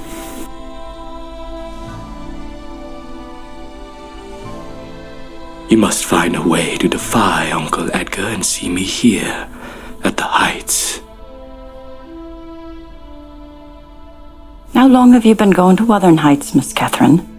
In a rustling green tree, with bright white clouds and birds of all sorts pouring music in at all sides.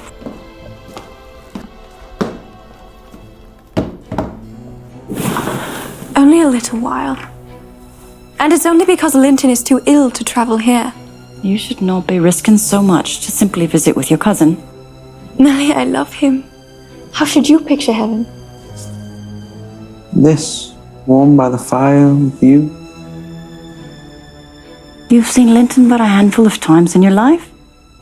He's the worst bit of sickly slip that ever struggled into his teens. And I'm glad you have no chance of having him for a husband. I will see him again. If I had my father's permission, I'd spend half my time with you. After Papa, I love you better than anyone. You love me better than him in all the world, if you were my wife. What are you laughing at? People often hate their wives. You're false. Your father hated his wife. Could you say such a thing? Your mother hated your father and loved his. You liar! You cruel-hearted fiend! I'll not remain another moment in... No! Catherine, please don't leave. You will come back, won't you? Only if he's not here.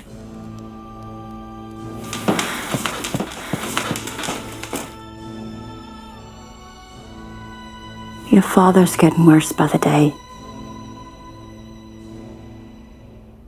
If he knew about your trysts, it probably would kill him. Stop this for his sake, if not for your own. With all my love, Linton.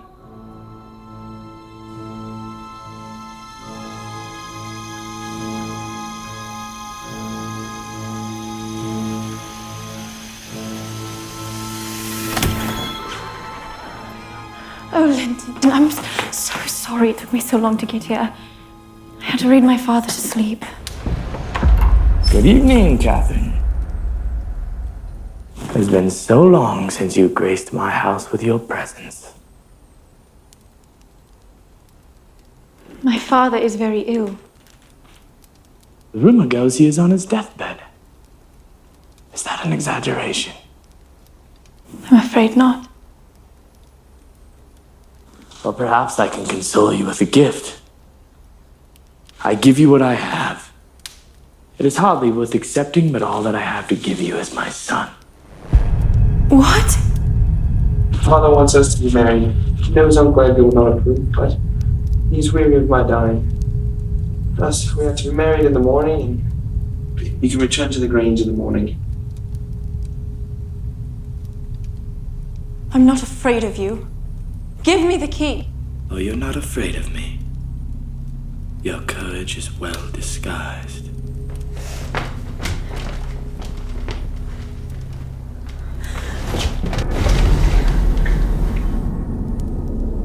I'm afraid now because if I stay here, my father will be miserable. Please, let me go home. I promise to marry your son tomorrow if you let me go now. I'll make sure you keep your promise, and you will not leave this house till I am your father. The only father that you will have in a few days. At least send word to let my father know I'm safe. His happiest days were over when yours began. He cursed the day you came into this world. I did, at least.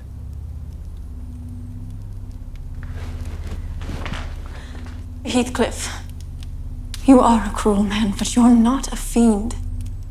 If father were to die before I returned, how could I bear to live with myself? I'm going to kneel here until you look at me. Please. Have you never loved anybody in all your life, Uncle? Never?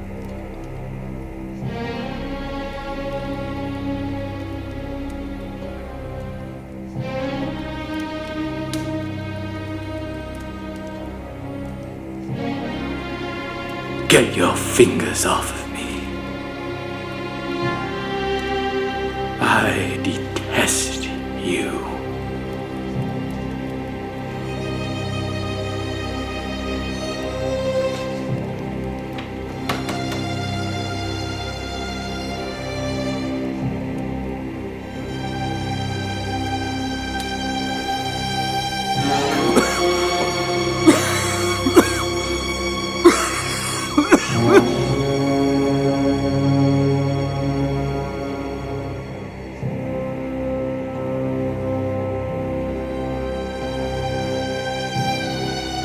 Everton, please tell my father where I am.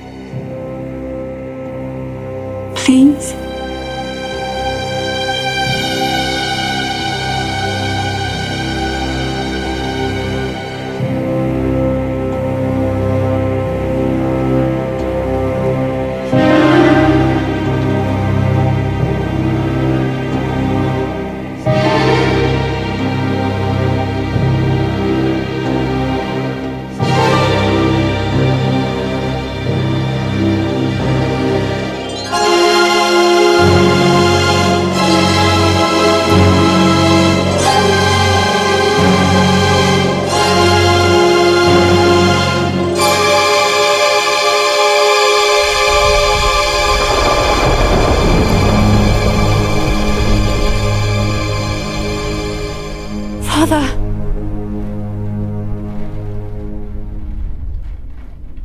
Catherine. Where have you been? Out on the moors. But I'm here now. I'm here.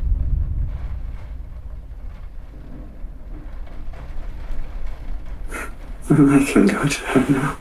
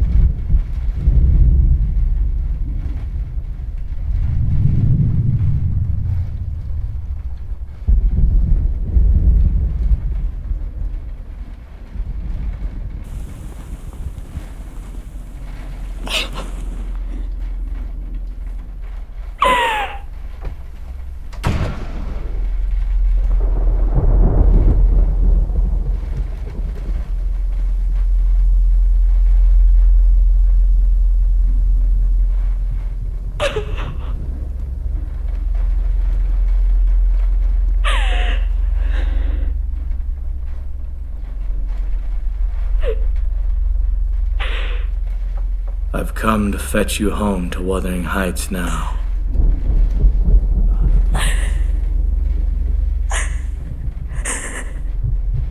Father just died. Is there no end to your cruelty? Please. I am seeking a tenant now for this house. And I want my children about me.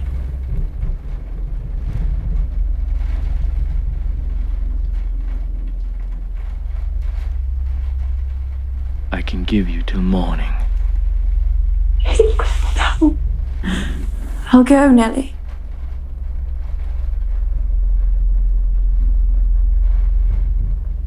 Linton is all I have to love in the world now. I know he has a terrible nature, but I know he loves me. And for that reason, I love him.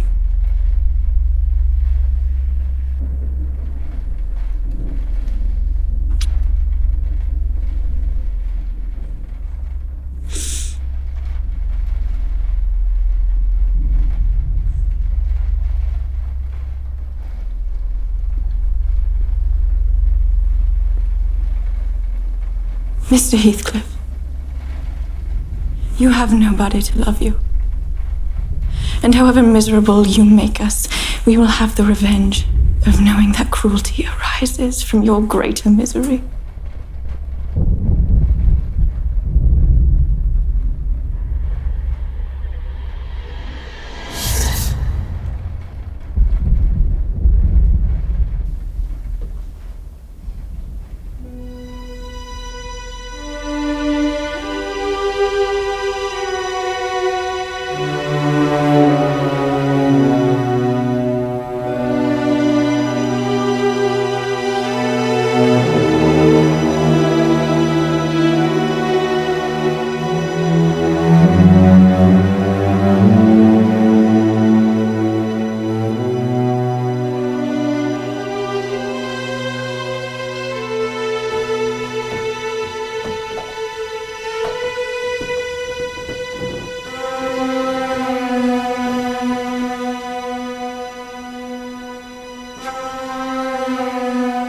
Linton is dead.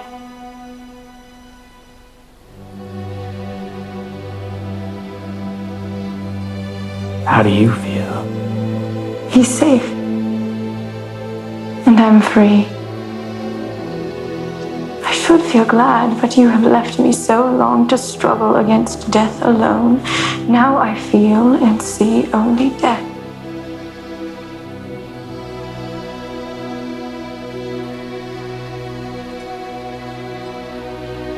Here is Linton's will. As you can see, he has bequeathed all that was his and all that had been yours to me. The Grange is mine.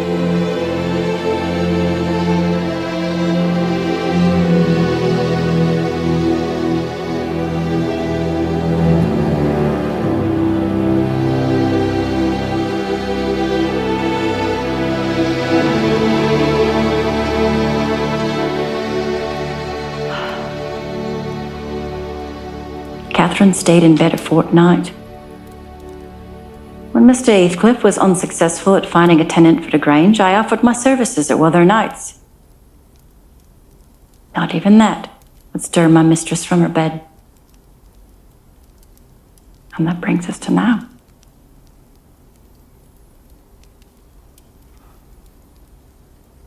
It is a remarkable tale. I shall never forget it. I'll get some sleep, sir. Quite all right. I must collect my thoughts.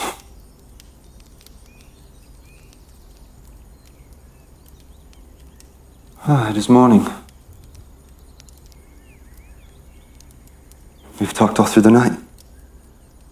I'll be going back to the Grange now. I must rid myself of this awful place.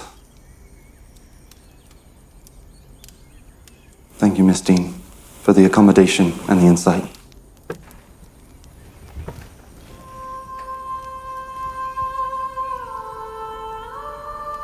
I do wish there was more.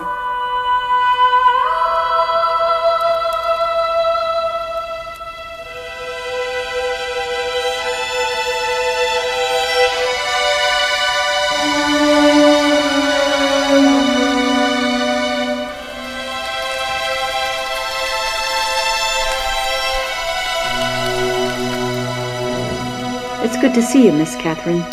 Are you feeling any better? I suppose. I've found some of your mother's books. Would you like to read one to us?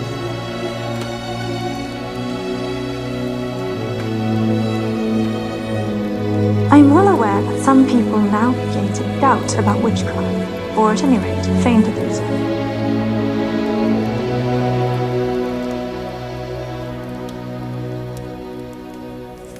How dare you touch me?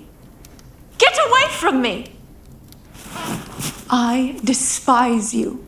I would have given my life for one kind word when you were my jailer, but you kept off. I asked Mr. Heathcliff. Be silent! I would rather be anywhere than hear your detestable voice in my ear.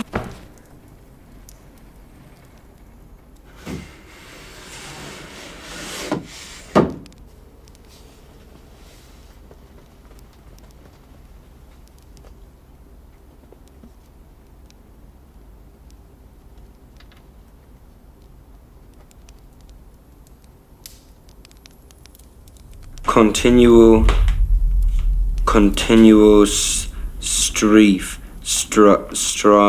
No.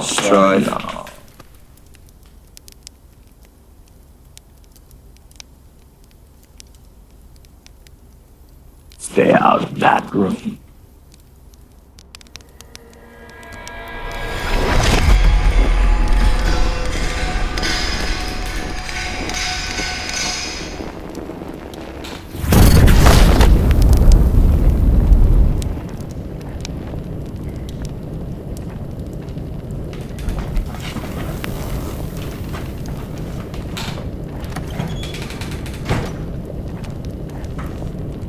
Strive.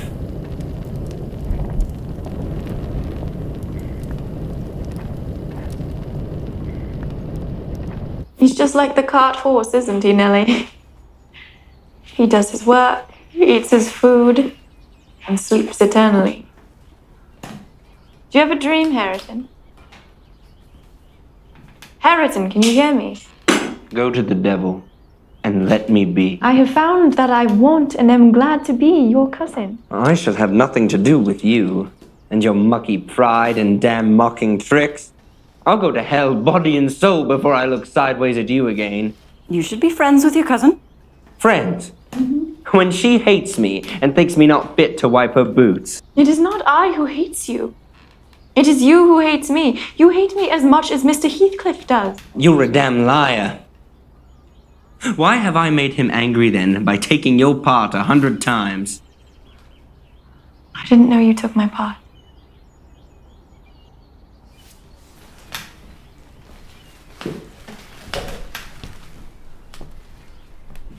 I was miserable and bitter at everyone, but now I thank you and ask you to forgive me.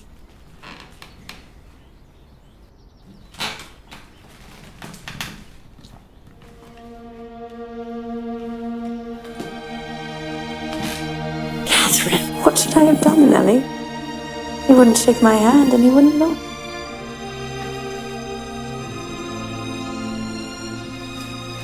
Nellie, since Harrington won't speak to me, will you tell him that if he takes this book, I'll teach him to read it. And if he refuses it, I'll go upstairs and never tease him again.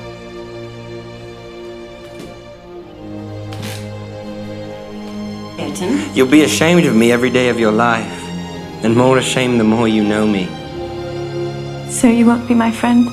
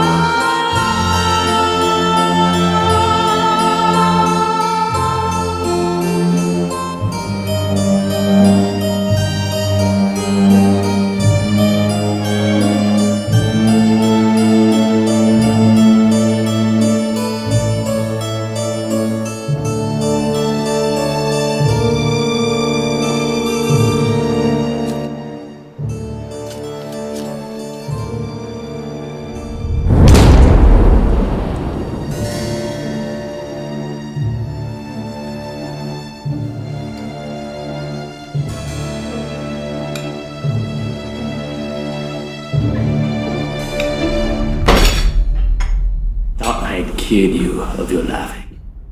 It was me. Mr. Heathcliff, might I plant a small flower garden on the north side of the house? No. She already has. What is your grievance, Joseph? An Harrington. They pulled up 3 of my fine furs. She's bewitched the lad, with bold eyes and forward ways. Pull the flowers up. How can you begrudge me a few yards of earth when you have taken all my land? Your land, you insolent slut. You never had it. And my money. Enough. And Harrington's land and money. If you strike me, Harrington will strike you, so you might as well sit down. Don't rouse him against me.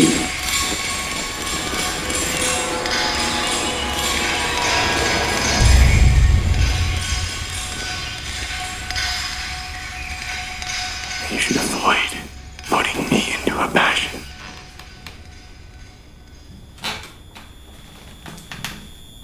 Take her out of my sight.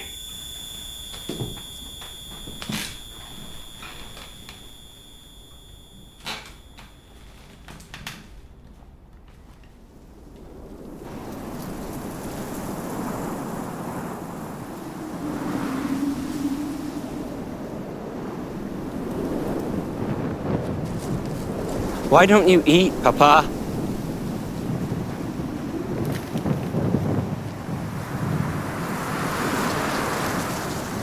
Go.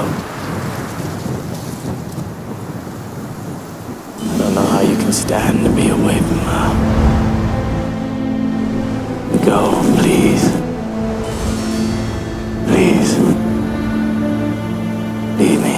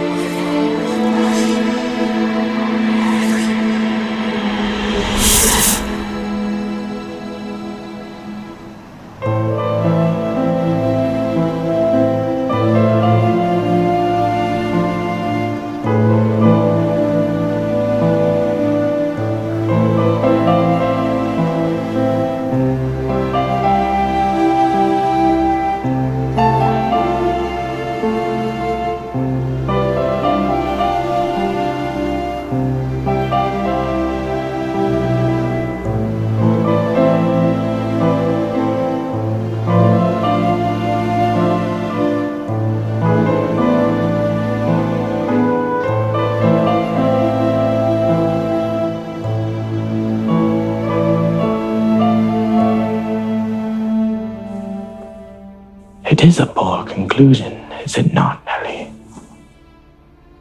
My old enemies have not beaten me, and now is the precise time to revenge myself on their children. I could do it, and no one could hinder me.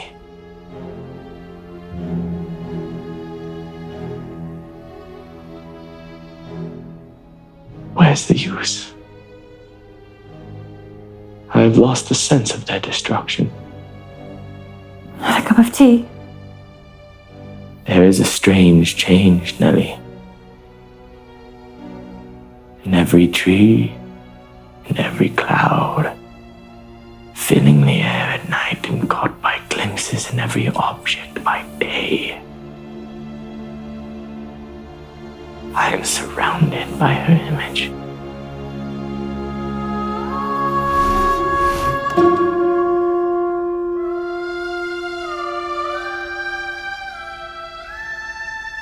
Most ordinary faces mock me with resemblance.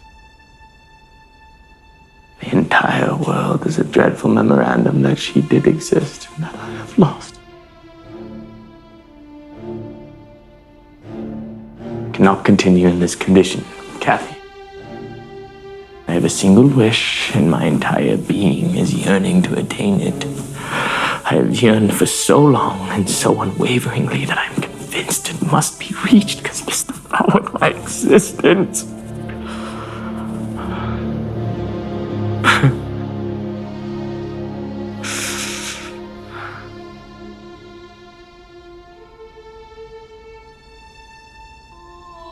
It has been a long fight. I wish it were over.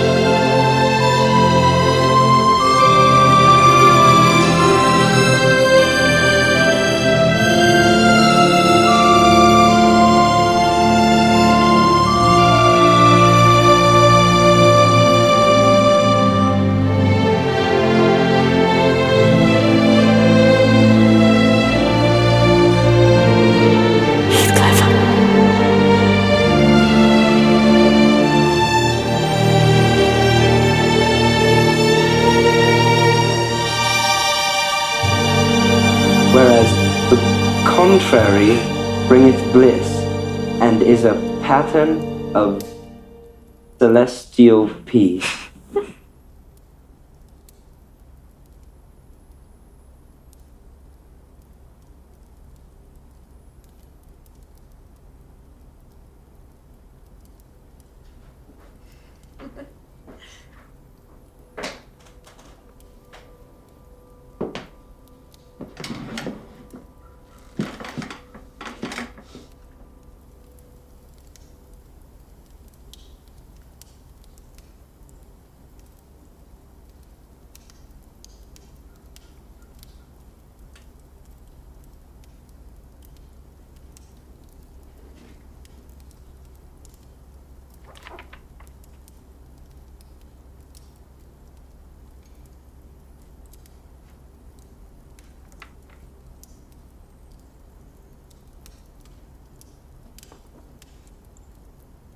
To you, I've made myself worse than the devil.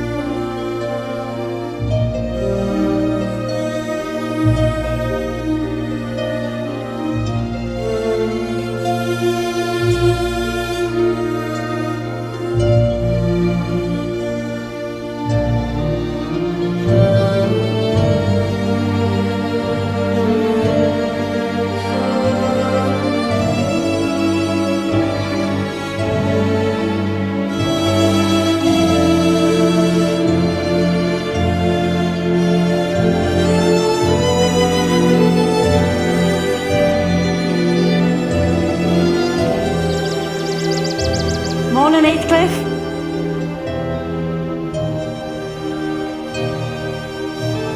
Heathcliff?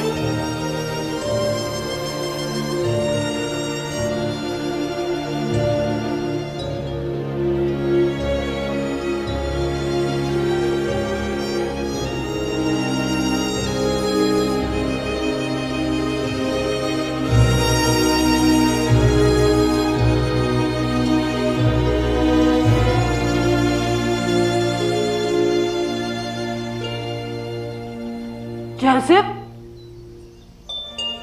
Joseph!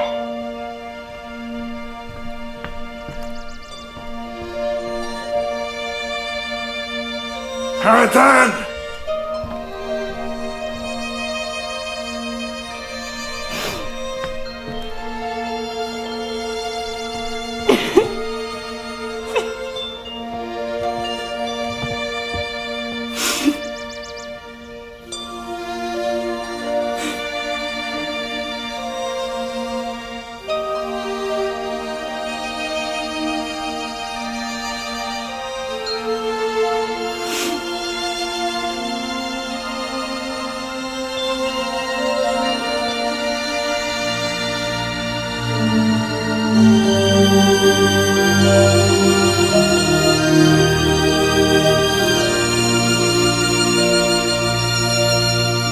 Still, I don't like being by myself in this grim house. How can I help it? I should be glad when they leave it and shift over to the Grange. Hareton and Catherine are going to the Grange, then? Aye, as soon as they're married on New Year's Day. Since you're vacating the Grange, there's no use for you staying in this dreary house. Who will live here, then? Joseph will take care of the house, but the rest of it will be shut up. For the use of such ghosts that choose to inhabit it? Aye. I believe the dead are at last at peace. They are afraid of nothing. Together they would brave Satan and all his legions.